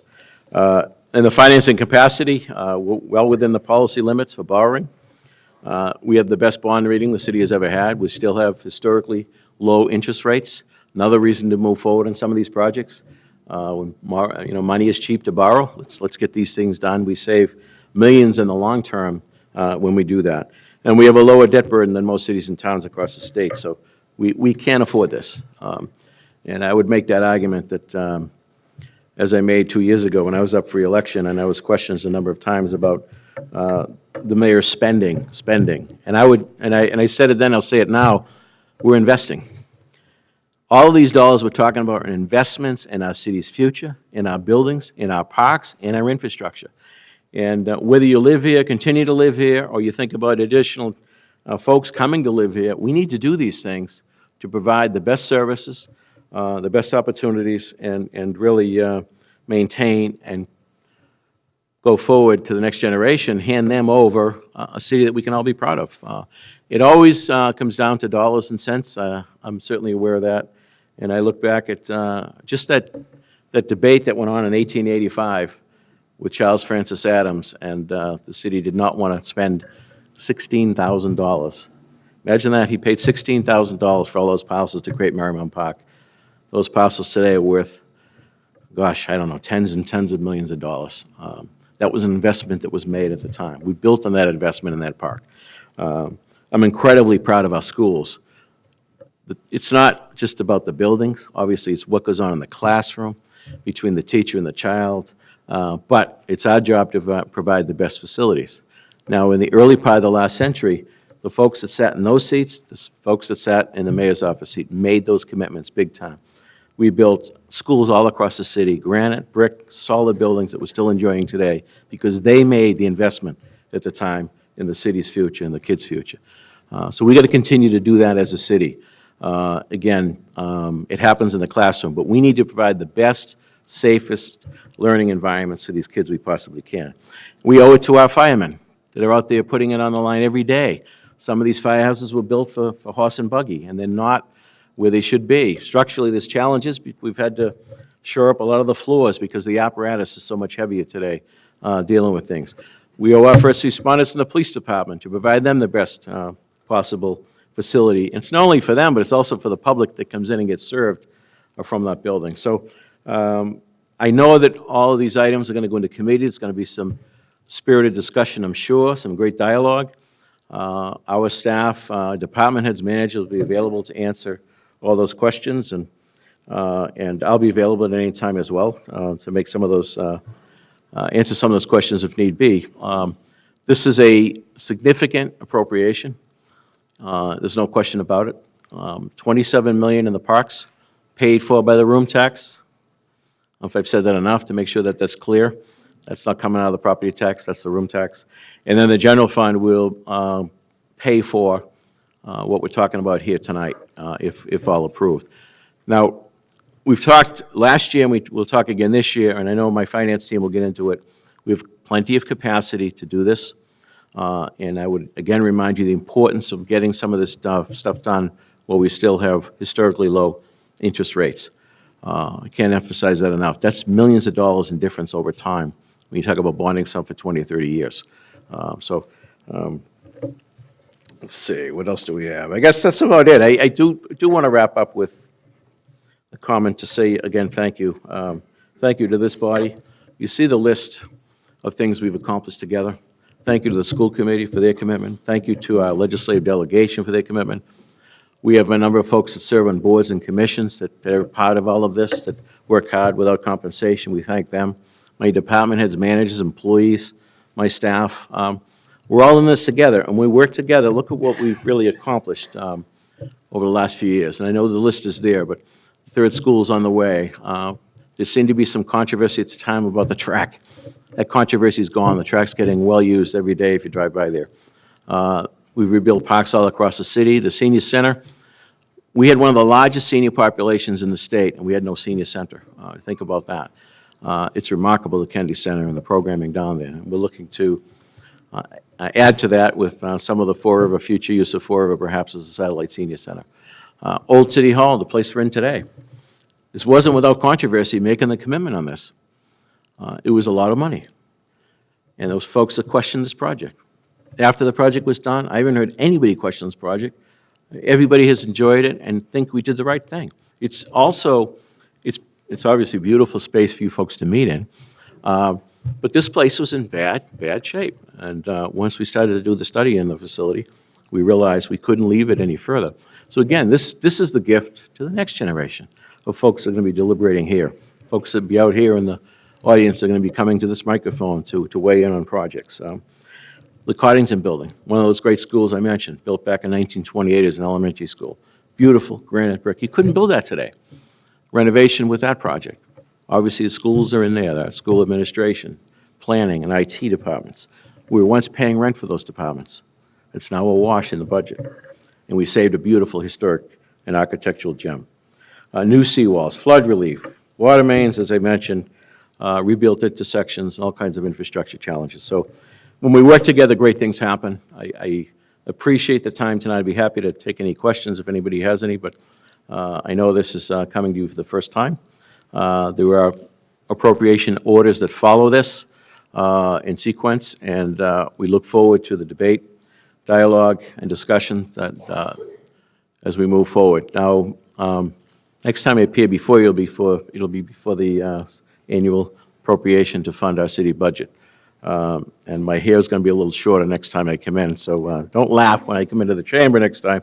But we are cognizant, as we're building that budget, working on that now, of all of this. It's, we're weighing all of this and what it means in the budget, debt service, as well as the operating budget. So, again, I thank you for your attention. I thank you for your service, and I look forward to working with you in the months ahead to accomplish great things for this great city of Presidents. Thank you, Madam President.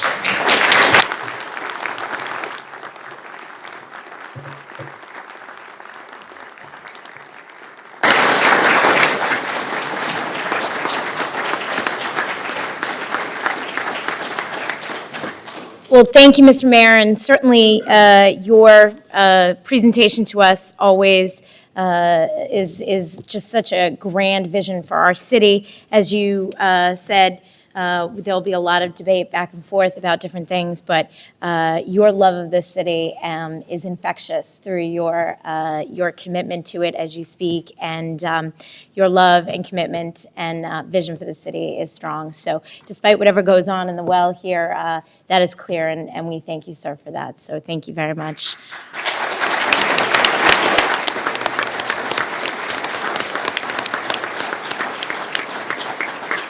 And just to recognize a few folks, I know that your department heads for your administration are here. I wish folks at home could see them.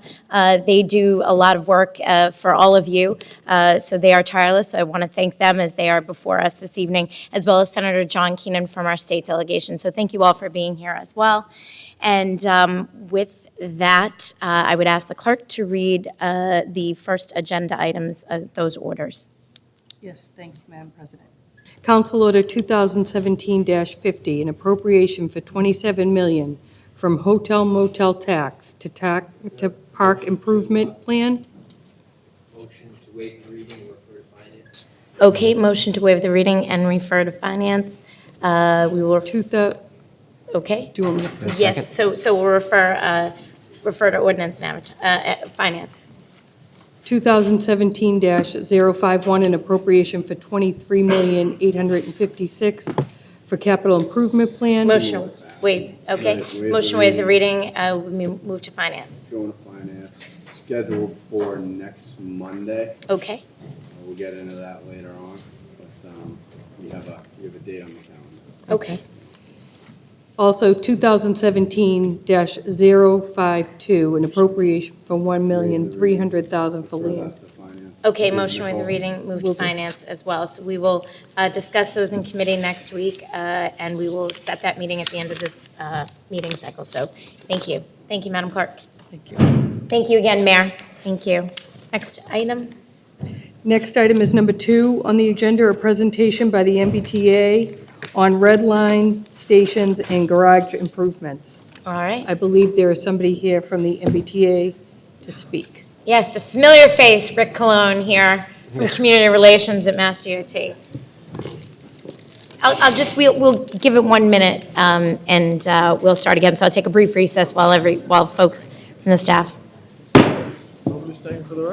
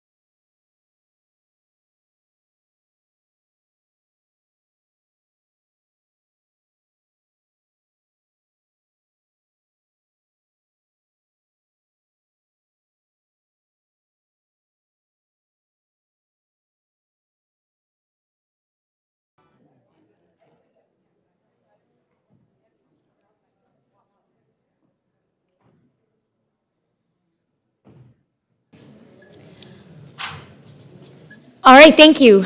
Again, Rick Colon from Community Relations at Mass DOT is here this evening to talk about the MBTA on the Quincy Red Line stations and garage improvements. Rick, thank you for being here. Thank you, Madam President, members of the council, good evening.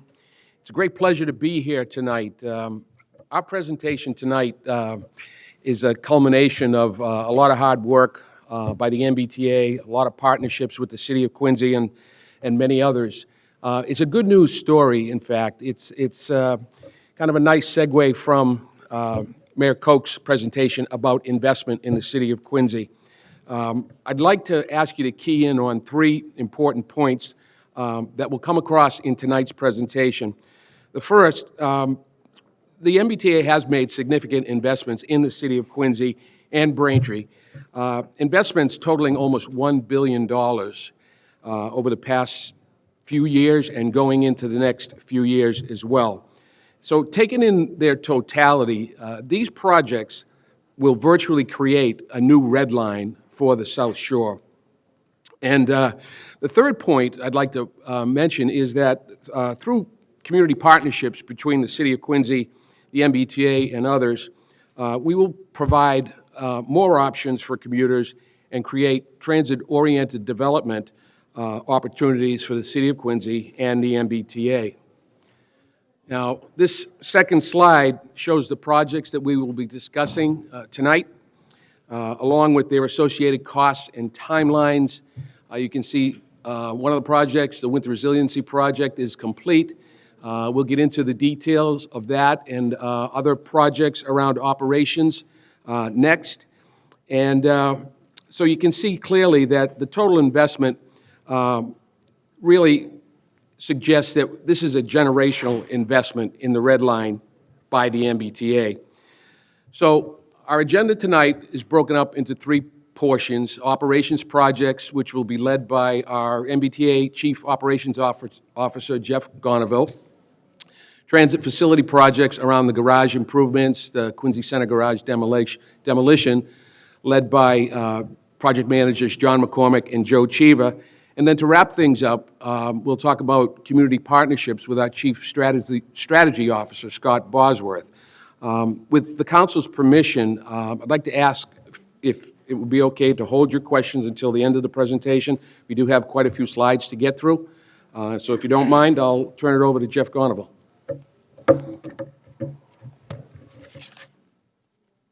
Good evening, Council President, members of the council. As Rick said, thank you for giving us the opportunity tonight to speak on some very important investments that we're going to be making on the Red Line and some of the infrastructure that's supporting the Red Line in this particular area. I'll be talking tonight about some of the investments that we're making in the actual operations of the system, the system that actually runs the MBTA. First off, we'll talk through winter resiliency, which is something that we've spoken a lot about in both the media and in several of our MBTA board meetings. After the winter of 2015, I think many of you are very much aware of what happened with the MBTA and the MBTA's Red Line. We came to a crippling halt. Following that process, we knew that we needed to do some things differently. We knew that we needed to make our system and our infrastructure far more resilient. We knew we needed to invest in both rail-borne snow fighting equipment, invest in our vehicles to make them more resilient in inclement weather, as well as making some upgrades in our infrastructure to also make that more resilient. We've invested about $110 million in two phases of programs for winter resiliency. The programs spanned over the last 2 years. We have, as it relates from an infrastructure standpoint, replaced all of our third rail in any of the exposed areas from JFK south. So that is both on the Ashmont and the Braintree branch. And for those that don't know, the third rail itself that's what provides the electricity to all of our trains. And the third rail that we replaced was a smaller, more thermoconductive third rail that we believe is going to be far better for and far more resilient to inclement conditions. In addition to that, we replaced third rail heaters, which that is the device that actually heats the third rail to prevent snow and ice from building up and freezing on the third rail itself, to ensure that we have good electrical connectivity between the trains themselves. And there was a number of other upgrades that went along with the program, as I mentioned, both vehicle upgrades as well as upgrades to a non-revenue fleet that is now available to us to clear snow from the tracks after we have a major storm. If we had any of those pieces of equipment of rail-borne snow fighting, we would have not had the issue, frankly, that we had in 2015 if it was indeed available to us. In addition, something that we did with the Winter Resiliency Program is we looked at our overall management and how we manage all of our storms and special events with the MBTA. We have a new practices and new policies that are in place now to ensure that we are actively managing storms and events as they progress. The new Red Line trains are something that we are also equally excited about. The original contract was awarded to CRRC. They are one of the largest car manufacturers in the world. We were their first North American contract. This is a project that was replacing our number 1 and number 2 fleets. And for those of you that are not aware, we have 3 fleets of vehicles on the Red Line. What we refer to as the number 1 cars, those went into revenue service in 1979. The number 2 car fleet, which went into service in 1986. And lastly, the number 3 car fleet, which went into service in around 1992. The original contract was to replace the number 1s and the number 2 cars. It was a 1-for-1 replacement. What we began doing and what we were working on over the last year is a study to evaluate whether it was warranted to do a midlife overhaul on the 86 number 3 cars. Those vehicles themselves now are due for a major overhaul and due for a major rework. Ultimately, the decision was made by our board to award an additional contract to CRRC now for additional vehicles or replacing these 86 number 3 cars. Along with that, we are purchasing some additional cars to give us additional capacity on the Red Line. So this will give us now a total of 252 cars on the Red Line. The delivery of these vehicles is going to begin in 2019 and will be ended in 2024. These vehicles themselves are going to have a number of upgrades, upgrades in their propulsion system, upgrades in their braking systems. They'll have a number of passenger amenities that will be improved on the vehicles themselves. Wider doors, so our current doors on the Red Line cars now are about 48 inches wide. We're going to have a 64-inch wide door opening. And when I move into the next slide, I'll talk about why that is important. One of the things that we've been looking a lot at is what we can do to gain capacity and have capacity on the Red Line. We know that we have capacity issues now, particularly on this branch heading northbound in the morning. We needed to do something, and we needed to do something very quickly. The combination of the programs that I'm going to be speaking about in this presentation, as well as some future programs that we're going to be doing, we're confident that we can make a significant increase in capacity on the line. First off, as it relates to the 64-inch wide doors on these cars, as well as the passenger layouts or the layouts of the cars themselves. We believe that this will have a significant impact in the amount of time that people take to board and alight off of all of our trains. And typically, in most transit systems, you want to see about a 45-second dwell time, and that's the amount of time that a train sits in the station before it proceeds out. At the MBTA, we see an average of 1 minute to 2 minutes of time for each station during the peak of when trains hold in these stations. If we can get that dwell time down to about 45 seconds, we feel very confidently that that in itself could give us about a 10 to 15% increase in capacity on the line. In addition to that, with the vehicles and having one vehicle fleet now on the Red Line, we will have the ability to change the way our signal system is blocked along the lines. And what that essentially means is due to the upgrades to the vehicles and due to the way we set up our signal system, we will have the opportunity to run our trains faster for longer. So at the completion of this particular program, when the delivery of the last vehicle is here, we expect that we're going to be able to increase our headways down to about 3 minutes between trains. And for those that don't know, we typically average on a good day about 5 minutes between trains in the core. So that, in addition to that, we know that that'll give us about a 50% increase in train capacity per hour, which is significant and is something that we're really excited about here at the T. Another project that's underway right now that is certainly not as glamorous as new vehicles is the traction power substation program. It's about a $20 million investment that is underway right now. The project itself is about 60% complete. And we have 5 traction power substations that run along the Braintree branch up to JFK. Each of those traction power substations are essentially responsible for taking AC power and converting that to DC power, and that's what we use to power all of our trains. This upgrade now will obviously make our systems far more modernized and also far more reliable. Signal system upgrade. We currently operate on the Red Line a fixed block system. It is an analog system that was developed and designed and placed in service in the 1970s here at the Authority. The system now is in need of replacement. It is in need of upgrade. So we're going to be investing about $200 million into our signal system on the Red Line. This will give us the ability to, as I was speaking about earlier, change and make some modifications to the signal system itself. Obviously, all of the components will be upgraded with new modern components, and it will give us the capacity and the ability to get to that 3-minute headway that I had discussed earlier. This project is going to be running in parallel with our new car deliveries, and we anticipate this project to be done in about June of 2023. It's also important to note that many of the delays that we see on the line right now are due to signal failures that our signal maintainers have to keep going every single day. So from a system reliability standpoint, this is another project that we know will have a significant impact to our customers and their riding experience at the MBTA. Before I move forward, I think what I'd like to do is also just introduce the team that's going to be getting up. First, John McCormick and then Joe Cheever, who'll be talking through some of the investments that we're going to be making into our parking facilities and our facilities along each of the lines. After that, Mr. Bosworth will be getting up and be talking about some of the community relations and some of the community partnerships that we're going to be doing with these particular projects as we go forward. Because all of these projects are going to happen along the same timetables, along the same time frame. So it's something we're really excited about, and certainly, as Rick mentioned, we're happy to answer any questions that you have following the completion of this presentation. So thank you. Good evening, Madam President and members of the council. Appreciate it. My name is John McCormick. I'm project manager for the MBTA Capital Delivery Department. As Jeff mentioned, I'd like to introduce you tonight to parking garage projects, state of good repair projects we have coming up. I'm going to start with Braintree, if that's okay. Quincy was once a part of Braintree, I believe, so. Our Braintree station is a $31 million project.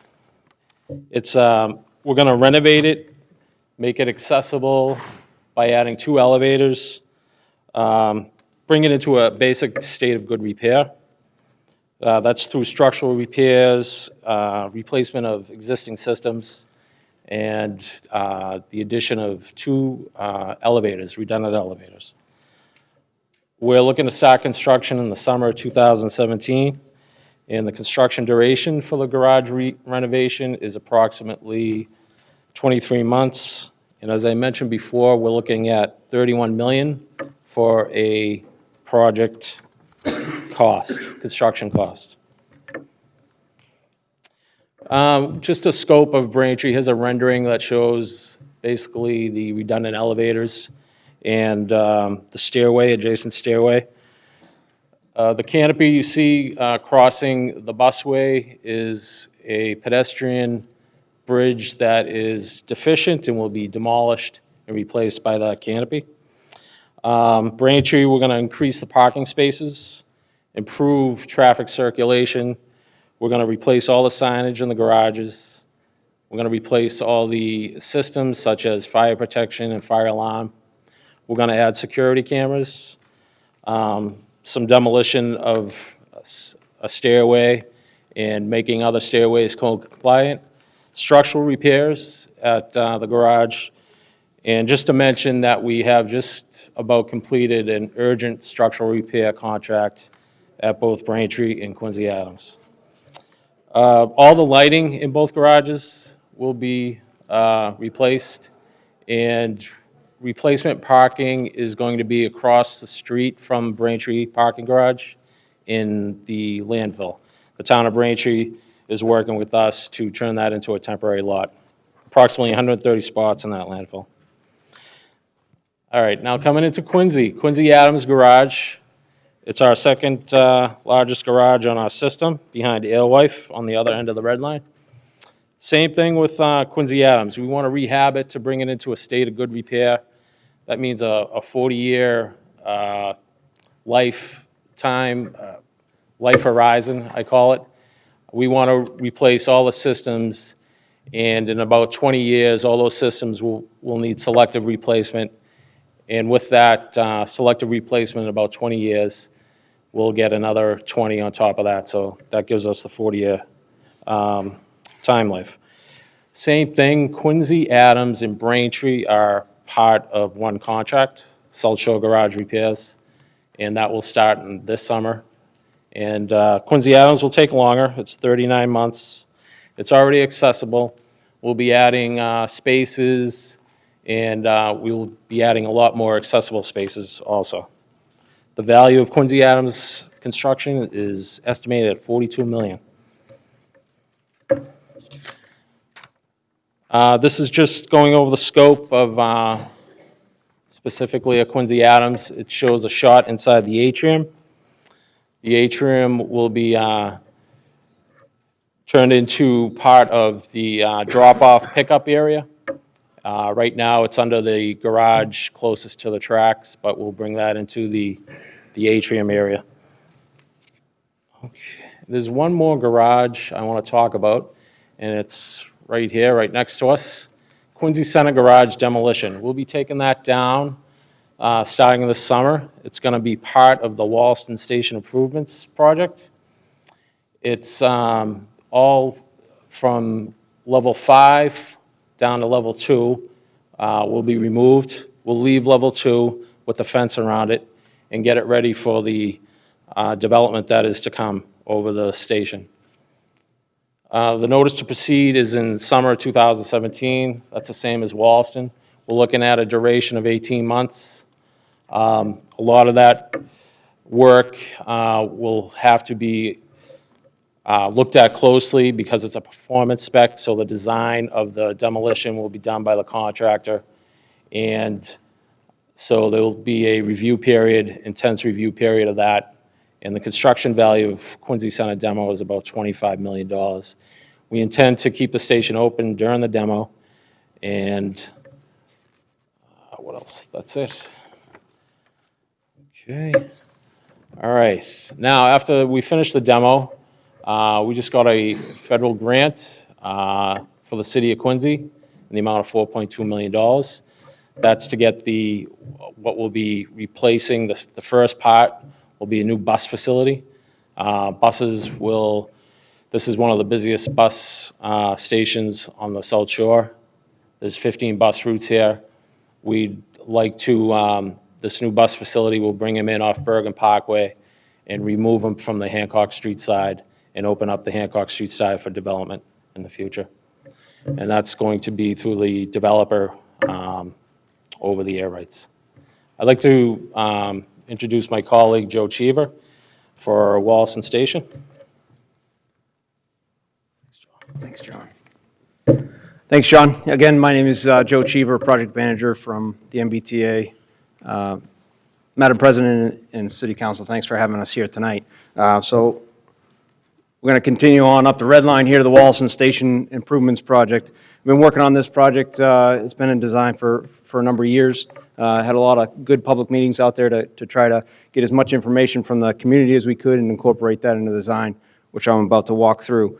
So Wallaston Station is the last one on the red line. It's not accessible, and we need to make that happen. That's goal number one on this project. It's got a few code. When we go in there and we make this accessible, which means elevators, we also need to make it code compliant.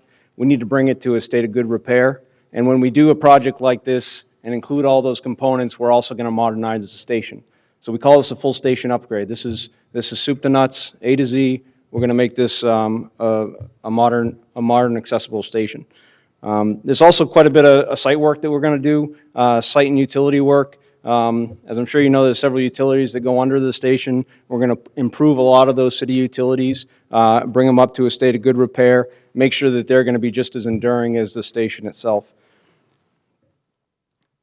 So like I said, in order to accomplish all these things, we're doing a full station upgrade. From the existing station to the proposed, it's going to look significantly different. One of the key components is that existing lobby that you see under the tracks that's existing today will remain. That's an important pass-through to connect the two wards in the city on either side of the tracks. Yeah, you like that. And it was really important to us, in meeting with the community and in the wards. At one point, we looked at several different options as a way to. One of the key components of this is to add a means of egress off the platform on the north end. And we could have done that in several different ways. And what we've come up with a bridge over the tracks. So it's a total of 3 elevators, one in the existing lobby that brings you up to the tracks, or you can go up and over the bridge, which has 2 elevators associated with that. So what it does is it takes that existing lobby and expands it significantly so that we have a nice warm space. It's going to be something that you walk into, and it's going to be kind of like a government center feel. Okay, that's what we're trying to do is you walk in there and it's really eye popping. It's something that you really feel good about going to every day.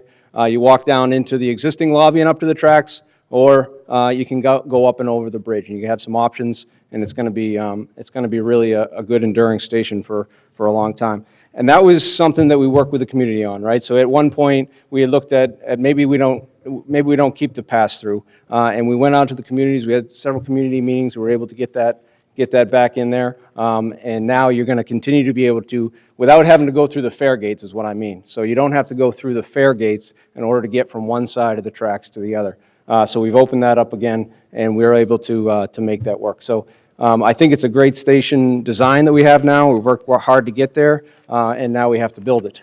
So we have worked very hard since we got to 100% design, looking at a lot of different ways to try to build the station, taking into account first and foremost safety. Construction safety is so important to us, but also the safety of the passengers and the safety of our contractor. So also the customer experience. So when you think about going to the station every day as it is today, and then going to a station every day while it's under construction are 2 very different things, and we had to take that into account. So we looked at, I want to say, at least 6 different ways to attack this hard station to build. One of the key elements is that it's 14 feet above the existing parking lot. It's a center platform station, so it's really hard to get to the platform from, if you're trying to construct it or deconstruct the existing platform and the existing concrete canopy. And so with those challenges and the 6 different ways we looked at doing this, what our approach is going to be is to do a station closure during construction. And what that means is that we can actually reduce the total duration of the project. That's the amount of time that the station is actually under construction is less, which, like I said, from a customer experience perspective, is hopefully something that they would value. There's also 25% less cost, and it's really important to know that it's a lot of less temporary construction. So what you have to do when you try to keep the station open is you extend the platform to the north, or you extend the platform to the south, or you do some sort of a plywood barriers to get folks on and off the train. So all those things go away with closing the station during construction. We had a lot of success in doing this at Science Park a few years ago, a 6-month station closure. Orient Heights up in East Boston was an 8-month station closure, and then Government Center was a 2-month station closure. Just like with Government Center, when we open the station, it's fully code compliant, fully what we call substantially complete. You walk in there and the station is totally complete after that closure, which is what we're going to accomplish here. So what does that mean? That means when the station's closed, customers can't board or go on and off the train there at Wollaston, but the trains continue to go through. And what we're going to set up is a temporary bus service that will run from Wollaston to North Quincy. Customers can still go to Wollaston. There'll be 2 bus stops, one on the Woodbine side, right on Woodbine Avenue, and another bus stop on Newport Avenue. That way, we're accommodating both sides of the tracks there, and we'll run a bus service from Wollaston up to North Quincy. Again, those they'll have bus shelters, we're going to have lighting, we're going to have snow removal, and we're going to make sure those customers are accommodated and brought up to North Quincy. So again, it's a really exciting project. We're going to get this enduring station up and built, and I think we've come up with an approach here to attack this project as quickly as we can. Like I said, the station with Quincy Center demolition, Quincy Center garage demolition, is going to go out to bid, and we're going to have notice to proceed this summer, and we'll get this project going very soon. So that said, I'm going to hand it over to Scott Bosworth, our Chief Strategy Officer. I guess I might have lost. I like that. That's okay. You have the present. I must have. That's fine. That's fine. President Hughes, members of the council, thank you very much. I'm playing cleanup tonight. I'll try and go very quickly as I wrap up so we can get to questions. I'm sure you have a bunch. So I'm going to focus moving up the line up to North Quincy. By this time, I'm sure you're very well versed on the project in North Quincy, the development project by our partners, Bizzuto Corporation, Bizzuto Group, and Atlantic Development. We're really excited about this project. We're excited about working with the city of Quincy, as we have for the last few years, to bring it about. As you all know, it's about a $200 million project that's going to bring on 610 housing units to the North Quincy parking lot. There's great public benefits to the project, including a very solid tax base of about $1.6 million a year, which will certainly help the capital investment plan that the mayor spoke of earlier. After construction, we will have one-for-one parking. There'll be 852 spots available for our commuters, which is great. It is, what's really important is our commuters and your citizens that use the station will have now direct access into the station from the garage. There'll be a electronic payment system. There'll be parking availability technology in the station, so it's a much more robust passenger experience. You probably know the schedule better than I do, but our understanding of where the contractor is at this point is that construction of the garage will start in January of 2018. We're expecting it to be a less than a year project, and the contractor will, the developer and the contractors will work together to try and limit that as much as possible.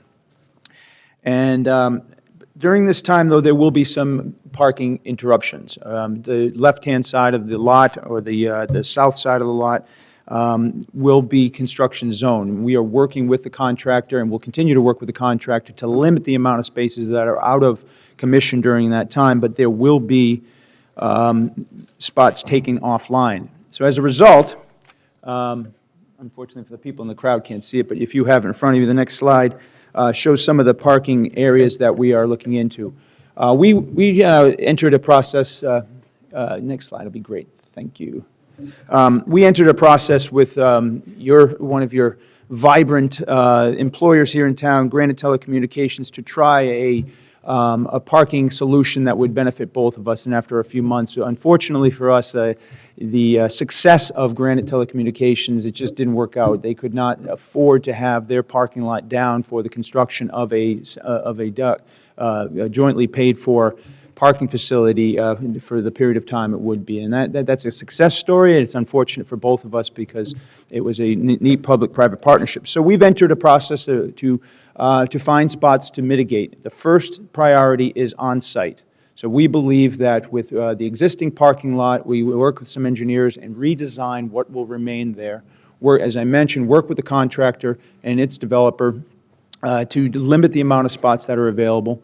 There is a part working with the city. We look at Commander Shea Boulevard. The MBTA actually owns up for quite a while, seeing if it's possible to park along the side of that road, Commander Shea Boulevard, as we go forward. But that may not be enough. So we're reaching out into the community as we speak to look for partnerships. You mentioned in the slide here, we're looking at some of the apartment complexes in the area to see if they could do a daytime sharing arrangement with us. Hopefully, a lot of these facilities, that people are gone during the day, and we may be able to work a partnership with them. We're doing the same with the employers down in Heritage Drive, and to see, obviously, it's State Street and Granite, they're really thriving down there, so it may be difficult, but we're hoping that we might be able to find a solution down there. We've even contemplated, I think it was the suggestion of Senator Keenan, perhaps your staff, about maybe even letting the high school charge for some parking during the summer months when it's lot, and let them keep the revenue and do something fun with it for the kids. So we're looking at all kinds of things. And then we do know at the end of the day, we will have the DCR lot down in Squantum Point. That will be there, and that will be our Plan D. But it will be there, and ultimately, if that's where we need to do to replicate the spots, to make sure we have it for our passengers, your constituents, we will do that. But in order to do that, we're going to need to, working with the city in the delegation, we worked on a series of mitigation amenities that we are building into our program of projects here that we feel will be helpful. One of them is the continuation of Commander Shea Boulevard. Most of you all are probably well familiar with it. You can see up here, right by Boston Scientific, it actually comes to an end. Working with the city and in the prodding of the city and the mayor and his staff, we have agreed to fund a $2.1 million project to connect that to the DCR lot, which is back here, which ultimately right now, as you know, has seasonal water transportation. So we will continue our efforts with the city to get the contract in place to do that, and the permits and everything, all of the required permissions for us to go forward. And as soon as we can get that up and running, we will. Additionally, we're quite aware of the traffic along Wollaston Beach Boulevard, and the mayor and his staff requested of us, along with the legislative delegation, asked us to consider a tool that worked very well when the Neponset River Bridge was under construction, which is having a morning rush hour police officer there to direct traffic. The detail down there has worked very well in the past, and we have agreed to have a detail in spot down there during the construction period of Wollaston, the Wollaston Garage, which is the longest of all of the projects in the program of projects that we're talking about. Ferry service, obviously, we have a seasonal service that hopefully will be getting up and running fairly soon. We do have a dock issue down there now, but our partners at DCR, I understand, are working on that with you and your staff and the mayor's staff. But we are committed to working with the city to help make sure that runs again this season, to the point where the Secretary Pollack has offered to subsidize part of that, along with Winthrop. I will note, as long as nobody from Winthrop's washing, that commitment is as long as the schedule works for the people of Quincy. It's important that the schedule works for you, your constituents. So we continue to work with Maureen Geary, and she continues to work with Winthrop and the operator to make sure that it works. Additionally, on water transportation, we have committed to doing a study, a long-term study of the permanent water transportation in Quincy. This is there was some confusion on this. This is a study that is being done for Quincy, not all of the other harbor towns along the way. So we're excited about it, and we're excited about continuing to work with Frank Tremontosi, who I understand had surgery, and we miss him, but he has been very, very good to work with. Maureen, Jim Fatsis, Chris Walker have all been excellent to work with through this process as we continue to plan these investments and ultimately bring them on board. Before I wrap up here, I do want to mention we have a few people that have been working very hard. Beth Larkin is our Deputy General Manager of Capital Delivery here. Her and her staff work very, very hard on all of this. Janelle Chan is our Chief of Real Estate for the MBTA. Paula Fallon is in the Chief Operating Officer's office and is very, very helpful in keeping us organized and moving forward. Wrapping up here, we have a very robust plan to reach out to the community, to get one-on-one with the community. This is the beginning of a process. It will be ongoing before construction, during construction. It'll be on the ground, and it'll be successful. We will continue to brief you all, our legislative delegation, who we've met with a few times. Senator Keenan has brought us together, and I think, and I don't want to put words in your mouth, but you said you're a supporter, but you're going to be watching us very, very carefully through this process. And as I wrapped up, the mayor has been absolutely terrific. He has been a terrific partner in this, an absolutely terrific partner, but he has been a tenacious fighter for the people of Quincy, and making sure that these projects, although they're great, there is an impact, and he has worked hard, he and his staff, to make sure that we make it as painless as possible. So, as I wrap up, hopefully we've given you a sense of the excitement that we at MassDOT MBTA have for this program of projects for the Red Line. We, together with you and the citizens of the Commonwealth, are going to be delivering a brand-new Red Line, virtually a brand-new Red Line, and it will be great. And we thank you very much. We thank you for the continuing partnership with Quincy, and we are open for questions. Thank you very much, Scott. Thank you. Yes, one moment. Councilor DeBona. Thank you, Madam President. I want to thank you guys for your time, your team, to be up here tonight.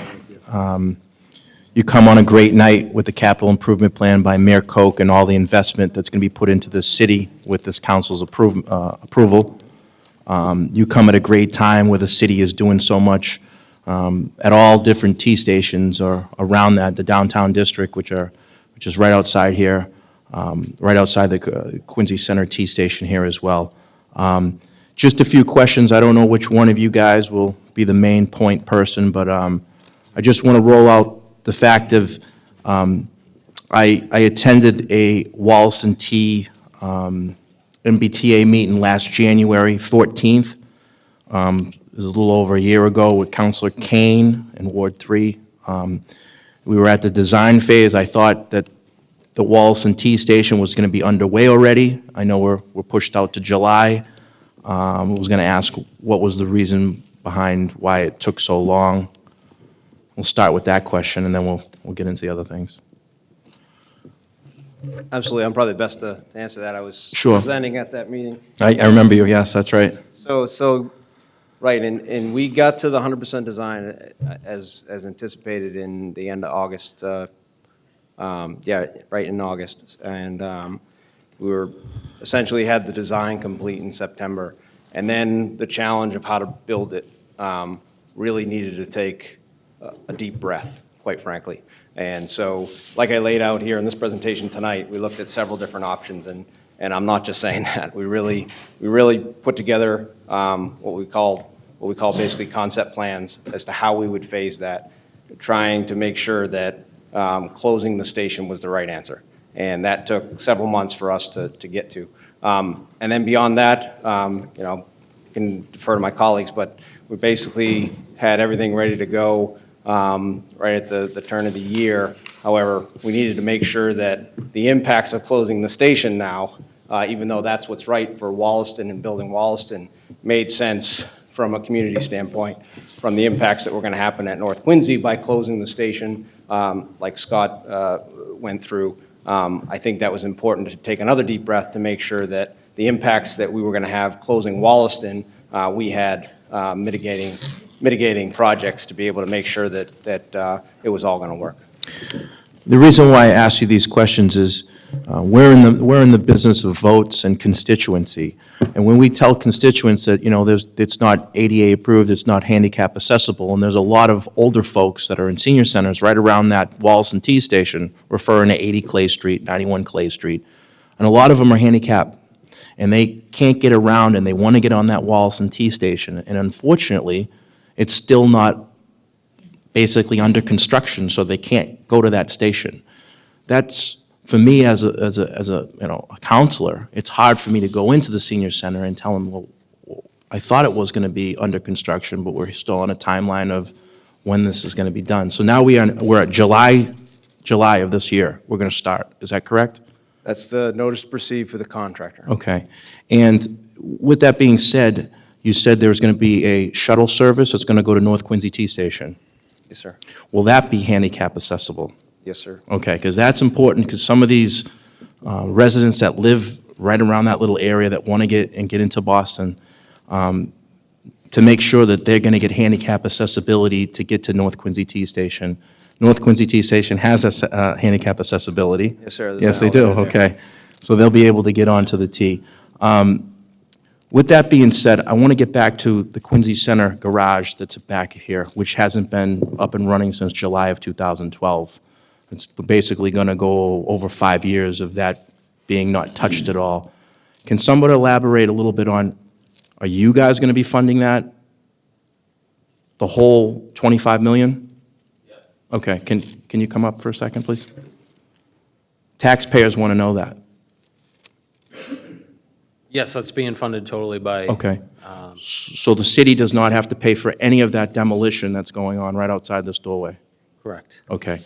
Can I ask you a question why it took kind of so long? We're basically going into a 5-year period, and to be very honest with you, it's not in good shape. I mean, it almost looks like it's gonna collapse, to be very honest with you. And when you guys came in front of us last year and you talked about doing Wallaston T Station, I says, wait a minute, what about Quincy Center? That garage is in really bad shape. And you said, well, we don't have handicap accessibility. I do like the fact that your timeline is the exact same time. So we'll be able to, that's going to be July 17th, right? Coming up right now? Yes, Okay, so both of those be going on at the same time. Is that correct? correct. Okay. What are you going to do in place of that when it's demolished or down?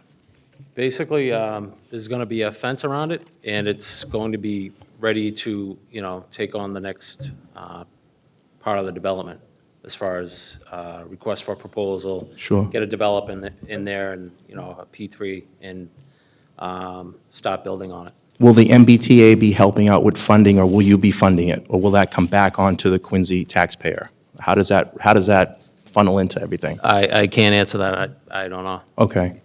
So because once it's demolished, now, I mean, what are we gonna do over there? Can anybody else answer any questions? Can you? I believe sorry. Council, let me, if I may, address first of all, go off script here for a second. The fact that that garage still stands is an absolute embarrassment, okay? Sure. Period. And I'm not here to disparage anyone or make excuses. It needs to come down, and the time is now. As far as what's left over there, the decision was made with the city of Quincy in order to not, basically to give a flat roof to it, where that would be the turnaround area for the bus station, but to leave it that way and with a simultaneous process to bring on a developer, because the developer, ultimately you want your developer to help you design what they're going to do above, so you can design your bus station below together. So honestly, the funding of that, we hope that the robust market that you've created down here in Quincy for housing and commercial development will help us afford that. But I can't make a commitment now because we don't know. But ultimately, we together went in for a federal grant. We were very successful in that, obviously, and we will continue to seek federal funds. And we will work with the city of Quincy to bring on a developer that has the most robust, approvable plan that can help us to fund the garage. Frankly, the demolition and the work we're doing on the platter is a lot of the cost. Ultimately, Sure. it's, the developer, we believe the developer rights should. When you talk about funding, is a lot of your funding that you're doing these improvements coming on federal funding, or is it coming out of the MBTA? Where is that percentage-wise of? Which all funding, sir? Of all the whole proposed projects of all the Quincy Center, Quincy Adams, all these different improvements that are going to happen? It's a fund, sir. It's a mix of funds. Formula funds and MBTA and taxpayer dollars, yes. Okay, what happens if that gets pulled? What happens if that money gets tied up, which we've seen happen to plenty of things that happen in Quincy? Like, for instance, right now, over on, at Councilor Crowell's area is the Four River Field. That money got tied up. It seemed like it was open and it was available. Then it got vetoed, and then we lost it. Now, the mayor's come back to us with capital improvement plan funding to piece this thing together, and then we got to come in front of the Community Preservation Committee, which I sit on as well. So we're piecing it together.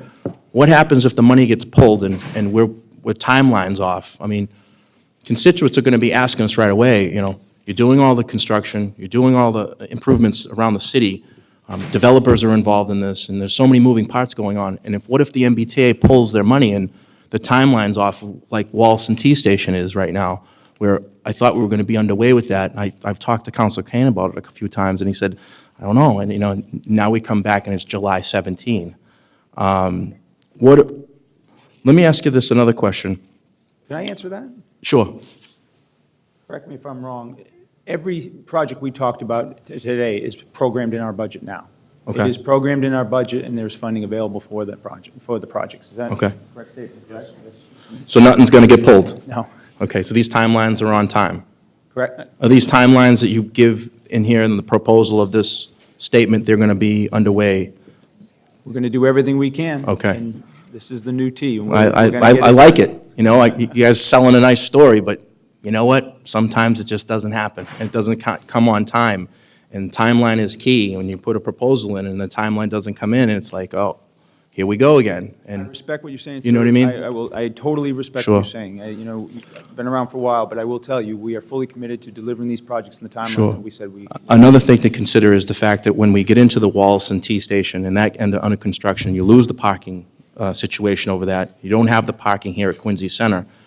It puts everybody into a little stranglehold on where we're going to park. Correct. You know what I mean? So we're going to go through a time period, and we're developing a lot in the city. There's a lot of traffic concerns as well. So now people are scrambling around. Now, I'm happy to hear that you guys said something about Braintree.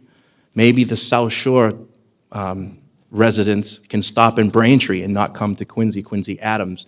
And maybe it'll alleviate here, the people that live here maybe go to Quincy Adams to park and go into the T that way.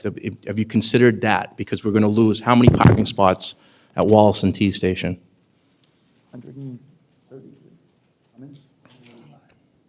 115 at Wallaston. 115? Yes, 115. So 115, and I'll be honest with you, I've been in there in the morning, it packs up, and and people are swaying around and trying to get to North Quincy. Now, that's probably going to be in a situation. Now, on the backside of North Quincy T Station, over on Newport Ave, is that continuously getting filled up? Will there be any more parking on that area over by the State Street side?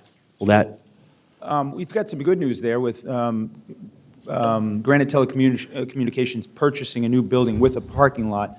They have decided to no longer subsidize their employees who park in our lot. So they are no longer parking there. So between that and the underutilization of that spot, of that area you're speaking of, Counselor, that's going to, we believe, take up help us out a lot with the crunch.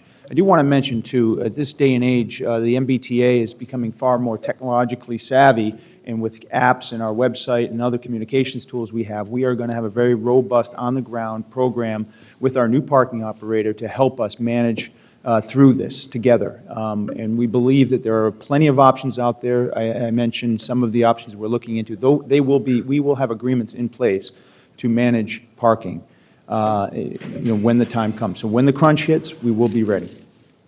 this proposal that you put out, is there any contingency plan? Like, for instance, is there any more work that's going to be done after this? Do you have any proposals that there's more funding to be done for XYZ station because we've gotten this done? Is there any more funding that you're looking to put into Quincy? And the reason why I ask that is I get a lot of complaints about getting onto the Quincy Center T station. And what happens is in the morning, they can't get on, the door's open, or they get to Wallaston, the door's open, and they can't get onto the T. And I get it continuously complaints. Just walking down the street here, I can't get onto the T. What are you going to do? You're building all these more apartments, you're building the downtown development, but we can't get any more people onto the, are you going to be able to get, we talked a little bit about this before, are you going to get that timeline down where you can get more people on in a faster time? I can tell you for sure, our Chief Operating Officer, Jeff Gonville here, loses sleep over this issue and is with the purchase of the new Red Line cars. And some of the programs we'll put in place as a part of that, where the doors will open at the same place every time, with the swifter on and offs. Jeff mentioned about 50% increased capacity, shortening that headway by, down to 3 minutes, a lot more trains, a lot more throughput. We expect this to be a whole new experience, and all the actions we're taking, we expect that we will be able to manage that flow. I'm very optimistic. I'm happy that you're here because we've been waiting. And we hope that You the know, counselors, we if you're really interested, have there is a mock-up of what is an Orange Line train, which is essentially the same. I'm sorry. Correct. No, go ahead. There's a, walk-through version of an Orange Line car, which just so happens it's the same as the Red Line cars in Government Center. Right now is unveiled today. We invite you to come through and give us your thoughts. We're pretty excited about it. But we certainly are looking forward to having those come online. Of the T stations, all the lines, what is the most traveled, most people? Do you have any, do you? Line. The Green Line is, so Green Line, okay. And my last question, is that right? Oh, I'm sorry, I was wrong. It's the Red Line. It's the Red Line, yep. There he goes. The Red Line. And my last question, okay? When you talked about the ferry system over, I have a lot of people asking, will there be a MBTA bus service that goes into the ferry? That's going to go to the ferry? Or Squantum Point Park, I guess I can say, Squantum Point. We look forward to studying that as part of the robust study we're going to put together with you all. Right now, we don't have that plan. We don't have anything, so is that something that can be considered, that Absolutely. maybe we get one Absolutely. to go through there and kind of, because there's quite a bit of traffic in the morning, and I'd like to push people to use that ferry system, or ferry service, but they've been saying, well, I can't get a bus stop to go into there, and if they had a bus stop, I could take that instead of taking the vehicle. Also, it makes great sense. It will be part of the study that we look into. Obviously, the connection of Commander Shea Boulevard will make it a lot easier and make it much swifter to get in and out, so you won't have to come through the development there. So as we look at the scope, we make sure, I'll Yes. make sure you all see the scope of the study, which we'll be launching fairly soon. I don't think we have a date yet, but we'll make sure that's covered in it. Thank you for your time. I'm looking forward to all this stuff. Thank you, Madam President. Thank you. Councilor Kroll. Thank you very much, Madam President. I'm not quite sure who to direct my line of questioning to, but I do want to take a moment and thank everyone for coming out here today and, sharing with us sort of a look into the future as it relates to, high-density transit, which myself and my family also utilize. So I know this will be a welcomed addition to the community at large. One particular station that I'm keying in on, because it's closer to, the folks I represent, will be the Quincy Adams. So I know, Mr. McCormick, you were essentially going to be, tapped as a project manager. So maybe we could just have a quick dialogue. To sort of give you a little bit of history and maybe a preview, I think our meeting is on for April 11th in the, over in Ward 4. Lincoln Hancock? Correct, Yep. Lincoln Hancock. Yes, it is, yep. And I actually represent the neighborhood, of a large part of it, along with the good counsel from Ward 4 over here, Council Palmucci. We represent the Penns Hill section of the city of Quincy, which I don't know, whether you are or are not familiar with, but it's actually the neighborhoods behind Quincy Adams train station. I am familiar with it. I'm a resident of Quincy also. Okay, all right, perfect. I did not know that. So, we've had a very interesting and evolving conversation over the last couple of years, driven through the neighborhood associations. And I noticed one of the goals for the Quincy Adams, rebuild, a $42 million investment, and one of the goals was essentially to increase accessibility usage. Yes. Now, does that trickle down to the pedestrian? And Yes, it absolutely. does. Yep. So just to sort of give you a preview, and, the good counsel from Ward 4 can probably reaffirm what you'll hear to some extent, I don't know what, but from those folks up in the Penns Hill area that come to that meeting on the 11th is,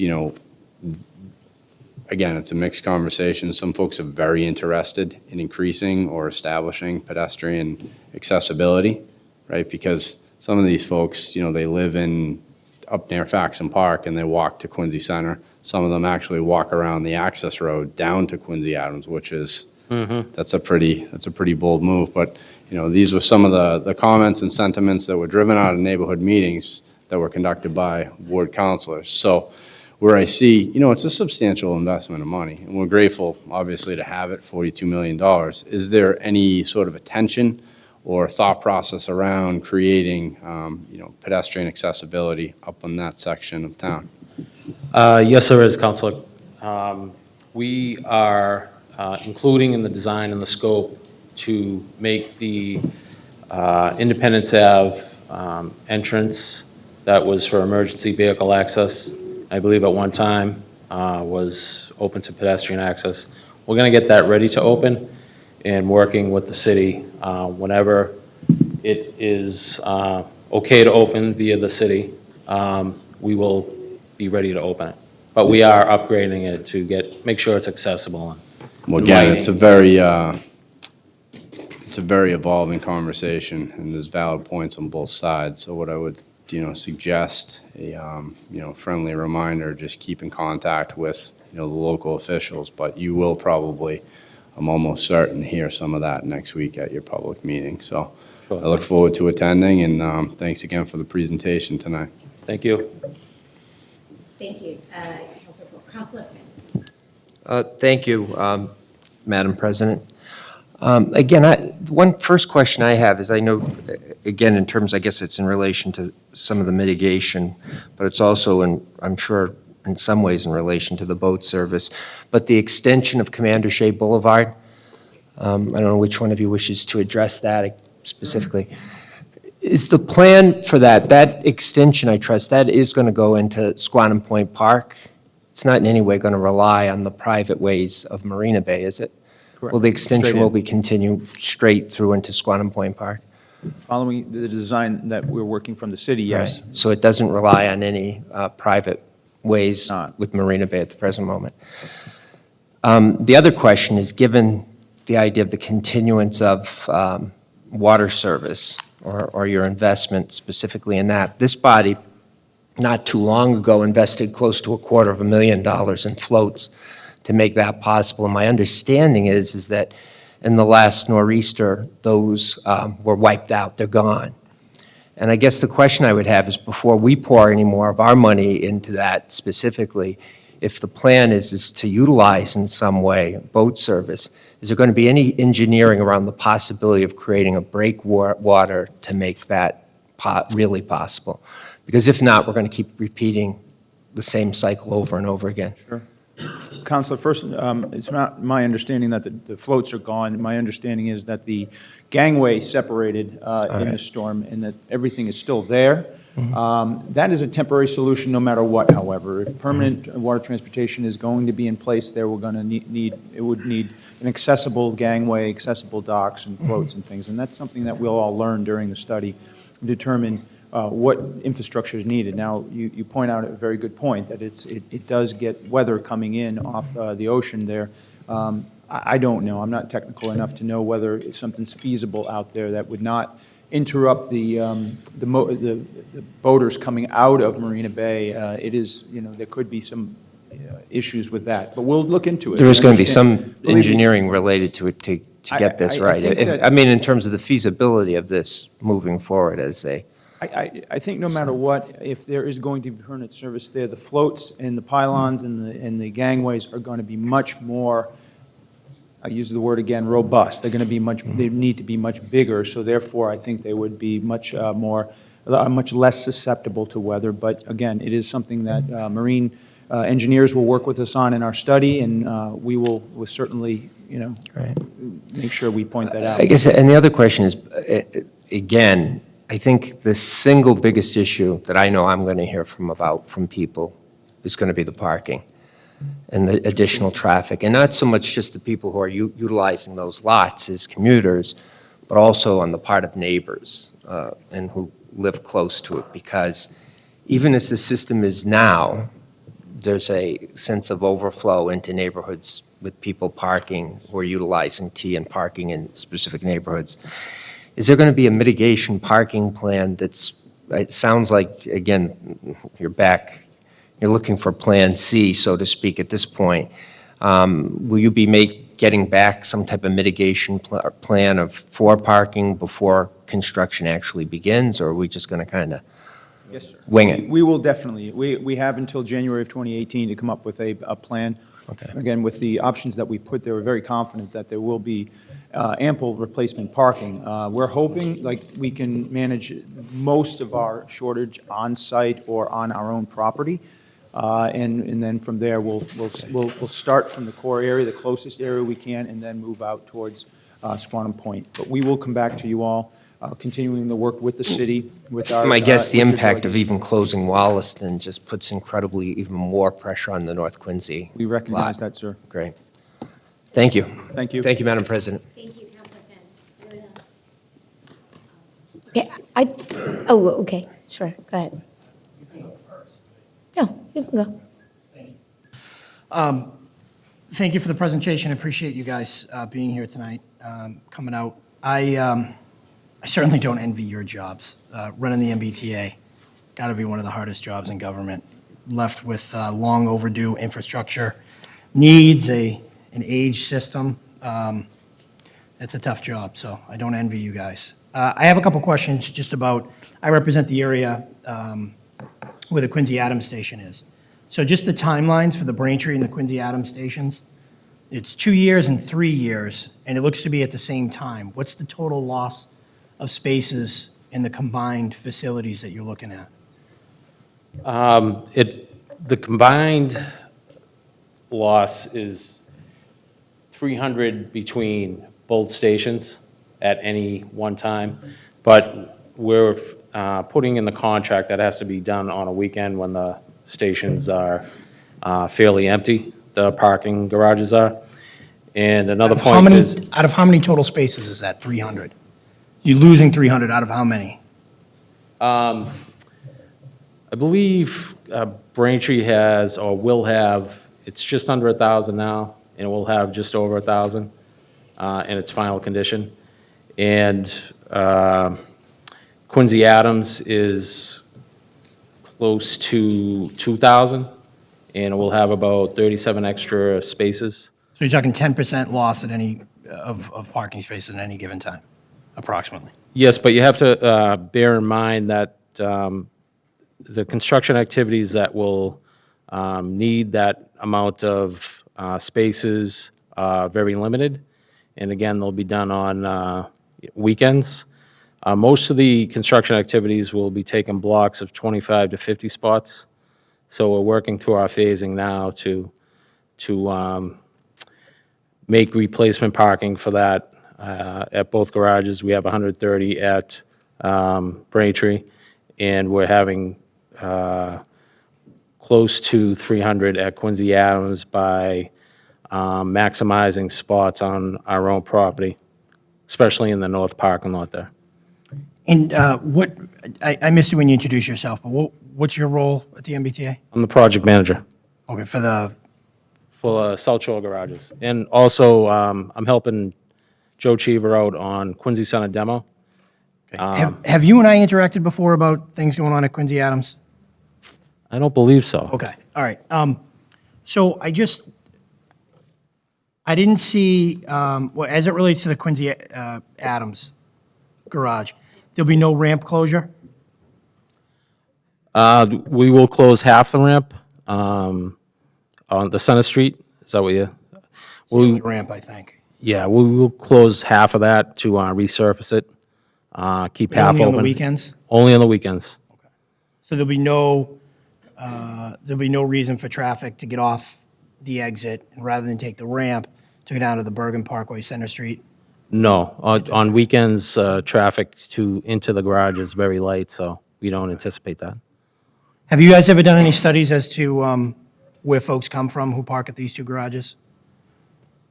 I can't imagine many Quincy residents are parking in Quincy. I don't know what the Braintree situation is, but I'm just my opinion, and my fair guess is, most people down Route 3. right. What about, Councilor Kroll had asked some questions. I'm going to follow up on that in a moment about the gate. But pedestrian safety improvements, will that be looked at in terms of Bergen Parkway entry? I mean, have you gone down there at all and watched how people are accessing the T? Center Street, that's Center and Bergen Parkway is a very dangerous intersection. It's a tough spot. I mean, I'm not saying it's the MBTA's sole responsibility. The city has a lot of responsibility with that, and I think it's something we've been working towards for several years, trying to get a handle on. We've redesigned that intersection a little bit in terms of the pedestrian pathways, but I don't know if you guys are intending on kind of taking a look at it to see if any improvements could be made, or at least incorporating the improvements that the city's made in with kind of how pedestrian access flows into the, We're going to make sure the curb cuts at both the Center Street sidewalk and the Bergen Parkway sidewalk are accessible. And if there's anything needed along those sidewalks, we'll certainly can address. it's got to be one of the most dangerous approaches to an MBTA station. Sure is. I mean, especially in the winter when you have the snow in the middle and the lights aren't fast enough for, a non-Olympic sprinter to get across before they change. It's just driving by, you see people taking their lives into their It is, hands it's trying a to get challenge, across there. definitely. And they're usually doing it at the point right at the intersection, as opposed to walking down to where the light is and where the crosswalk is, where it's a lot safer and the lights are timed better. So it's you guys looking at it from your perspective in terms of pedestrian flow to help manage people, and herd them in that direction rather than when you see them walk down towards the intersection and cross there. I don't know, but, you guys are in the public transportation business, so I'm sure you can figure out a way to. It's, it's a very car-centric intersection. It's not pedestrian-friendly, but the sidewalks adjacent to the garage and the station, we will definitely address. It'd probably be better if you didn't have sidewalks. I mean, I'm just kind of spitballing, but if you didn't have them going all the way from the station entrance down to that intersection literally leads to nothing. It's not as if someone needs to go down that sidewalk to get home. They go down that sidewalk to get to the dangerous intersection where they then cross. If there wasn't even a sidewalk along that stretch, they would have no choice but to cross at the light in the crosswalk where there's a signal that's timed for the length it takes someone to cross, and then they can walk down where there is a sidewalk and over. Something to think about moving forward. Most definitely. I'm sure there's a million reasons why that's a horrible idea, but I'll let you guys figure that out. Now, as it relates to the Independence Ave gate, have to say I've had the privilege over the past 7 years of serving in government where we have meetings with people who are affected by things, and then we make decisions. What I've noticed about the MBTA is you guys make decisions, and then you have meetings with people who are affected by those decisions. I'm glad you're here, I'm glad you're presenting, but part of the impetus of this was I sent the MBTA a letter because I heard you were closing down the ramp, and I heard that you were attempting to take by eminent domain Home Depot's parking lot, which I understand is still progressing. No, sir, we're not The pursuing letter, that. the letter to them has been rescinded? I know we're just not pursuing purchasing that corner lot or Any longer? any longer. But you were at one point. Exactly, yes, we were. All right. So I had been presented with the letter that Home Depot received saying that you were starting the process to take that by eminent domain. Having heard nothing from the MBTA, my only assumption, based on what the letter said about you trying to take something by eminent domain of a parking lot that's only reachable through the intersection of Bergen Street and Center Park and Bergen Parkway and Center Street, caused me quite some concern. As you can imagine, I sent the letter, didn't receive a response, and then you guys followed up thereafter, after it was, the local paper wrote an article about it. But, so I'm glad you're here, nevertheless, whatever brought you here. But in terms of this Independence Ave gate, so this is the first time I'm hearing that this decision has been made, that you guys are going to work towards opening up that gate. I've held several community meetings. I've been in people's living rooms talking about this issue. Been talking to the mayor about it, the counselor who represents the other half of that area. And at no point have I been informed that the MBTA had a plan to open that up. So again, this is decision meeting, not, hey, we're going to have a meeting, let's discuss. You have a meeting in less than a week, right? What's today? Yeah, less than a week. Yeah, tomorrow. Next Tuesday. You have a meeting April 11th, which I can't be at. I didn't select the date. No one consulted with me of the date. I have a family obligation that I can't get out of. So I can't even be at the meeting where I take it you're going to get asked a question about the MBTA gate, and you guys are going to announce that, well, this is what we're going to do, what you said tonight, which is going to infuriate half the neighborhood that I represent and cause applause from the half of the neighborhood that Councilor Kroll represents. So this is a problem for me, because now you've just announced this, I can't be at this meeting, and I'm short on time to tell the folks who would most be impacted by this decision that you guys have made, that they should come to the meeting, I guess, to tell you that they disagree with your decision. Let me first apologize for the That's all right, the don't lack worry of about public meetings. That's My colleague Joe Chiva did a much better job than I did as far as informing people about Wollaston Station. It's not a decision. I just want to make it crystal clear that Sounded like a decision. it's called getting ready to open. Sounds like a decision. That Yes. sounds like you saying, listen, it's open. If the city wants to open it, they can open it. If the city doesn't want to open it, the city can't open it. But we're going to build the infrastructure so that it can be opened. Correct. So at some point in the future, it's anticipated that, the tide will turn and people would rather walk to school, maybe all the students at Archie's or people in that neighborhood or what have you. I heard there's, some talk about maybe purchasing some property, not by the T, but by the city to make a drop-off, pickup to preclude double parking, on Independence Ave. But I know how touchy of a subject it is, and I This is basically why, brought it. if you know how touchy of a subject it is why I'm surprised that you would make this announcement without, did you notify the mayor's office? Didn't notify me. I see the state senator sitting out there. I don't know, was his office notified? Was the state rep, was Ron Mariano notified of that? We did notify the mayor. I just want to clarify. If I could hold on for a second, through you, Madam President, to Mr. Walker, can you tell me the date that the mayor was notified? Because I'm wondering why the mayor wouldn't notify me if he was notified by the MBTA. Through you to Mr. Walker, can you please answer the question? No, okay. So it's either he wasn't notified or he was notified a really long time ago. But go ahead. So I just wanted, I'm sorry, my name is Beth Larkin. I'm the Assistant General Manager for Capital Delivery for the MBTA. And I really just want to reinforce the point that John is making, is that the T is approaching this in a way so not as to preclude a future decision as to whether or not to open that up to pedestrian access. This project does not include pedestrian access off of that parcel into the garage.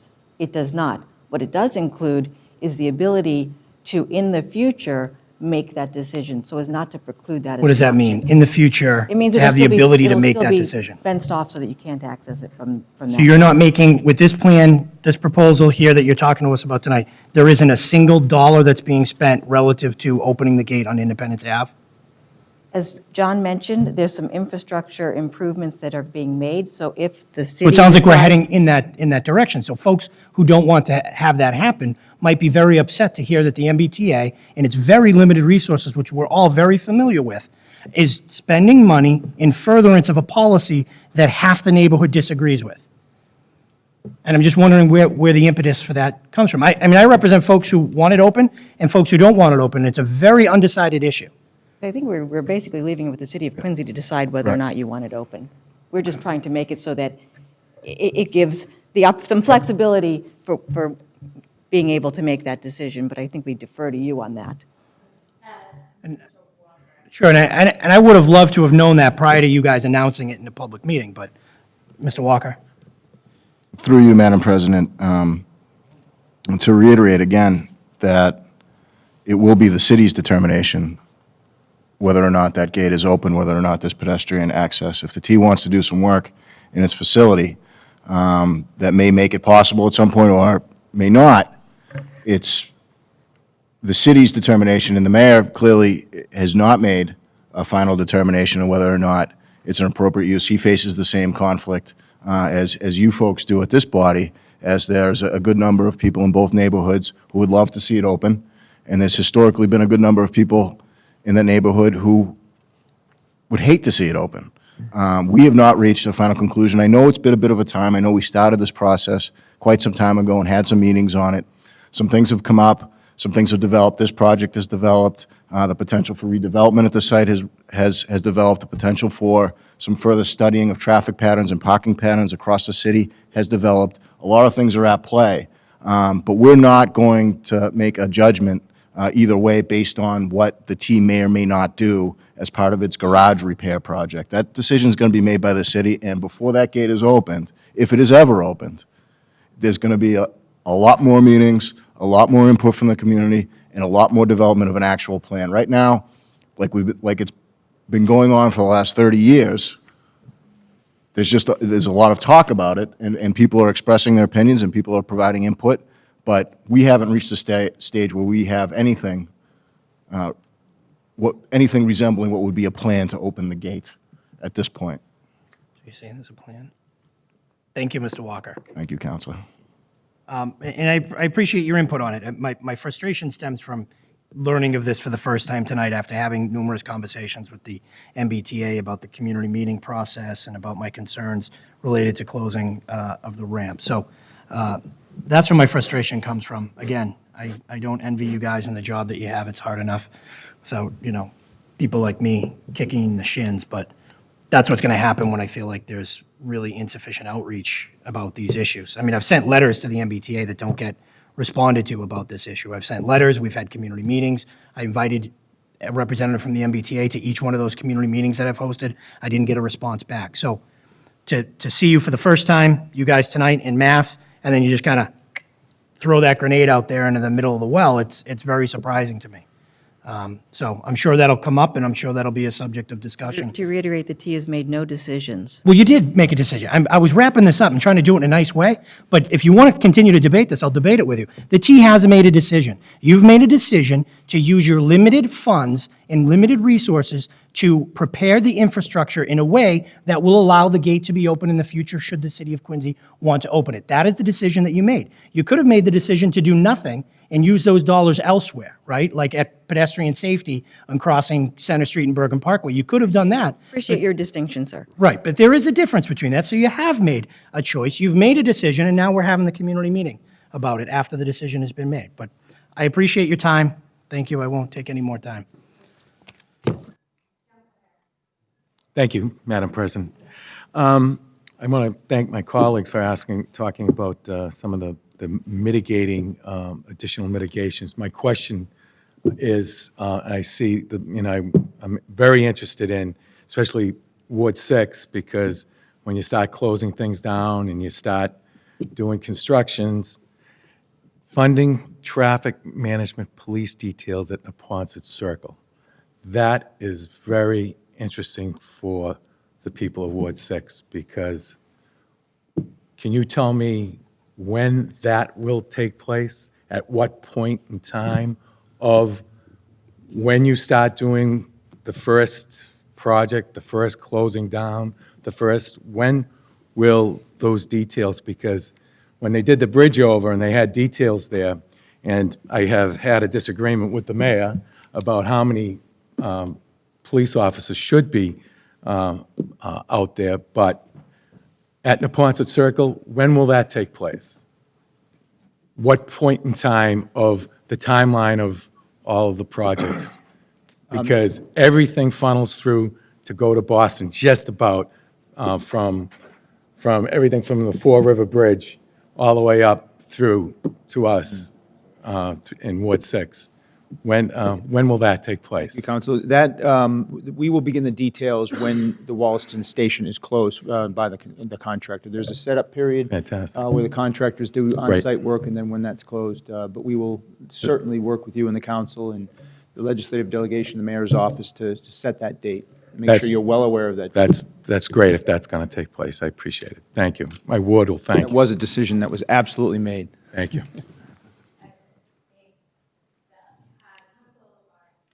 Thank you, Madam President. I think all of us in the City Council, one of our top issues that we have that we deal with in our constituents is traffic and parking. Traffic and parking. The entire public transportation corridor of the South Shore is under construction at one time. We have existing issues, and while I am ecstatic to see you're tackling the South Shore Red Line infrastructure, it's really going to create some serious headaches for us. We talk about what the plan is, and it seems with Wollaston being closed, the plan is just bus between Wollaston and North Quincy. That North Quincy intersection with the Neponset Bridge is hands down the number one traffic and parking problem the city has. we talked a little bit about the Squantum Point Park, the DCR facility. Why, to me, it seems this is the perfect opportunity to partner with establishing water transportation. It's been one of the city's goals for a long time. The city's been doing its part to pilot. The MBTA overnight shut down our ferry transportation, just walked away from it. And yet we see the opportunity for, a more clean transportation, getting more cars off the road, and you have an existing 1,000-car parking lot with a very easy commute to Boston. Cars coming in off of Wollaston Beach, we could reduce who's going over the Neponset Bridge and release that pressure. Has there been serious consideration to alternate transportation as your mitigation plan? Because this is immediate. I mean, we're talking about things are about to get started. That's right. And Counselor, there has been very serious consideration of more robust water transportation. We did a study as part of this effort and this program of projects as a mitigation effort, and we learned quite clearly that there was no way we could get the facility built in time to meet our schedule. The permitting alone for a permanent facility there would be almost at the tail end of some of these projects. So that is when we work with the city to come up with the idea of what will it take and what will a timeline take to come up with permanent service. And number one, will people use it? You know, we've heard loud and clear that people want it, but will it be worth the investment? We as stewards of the public's resources, we have to make sure that it is a service that will be used and that we're in a total partnership with you all. So that's part of the study as well. But yes, it was looked at, and that's why we decided that let's try and take the seasonal service and make sure that stays up and running, runs as long as it can. Perhaps there's a different vessel that could run all year round. I mean, we are working through this now with Maureen and the team here in the city, but at the same time doing the long-term study to what will it take to have a permanent service here that you all can be proud of. So I'm quite familiar with coastal infrastructure and water transportation, and understand completely that a permanent, the permitting phase and what undergoes to get that on a permanent new facility, similar to your Hingham facility. But we have something that, mind you, it's Band-Aided, and it probably, maybe it isn't something that's ready to handle the volume, but it is something that we've been able to pilot water transportation and get it up and running on a smaller scale. The schedule last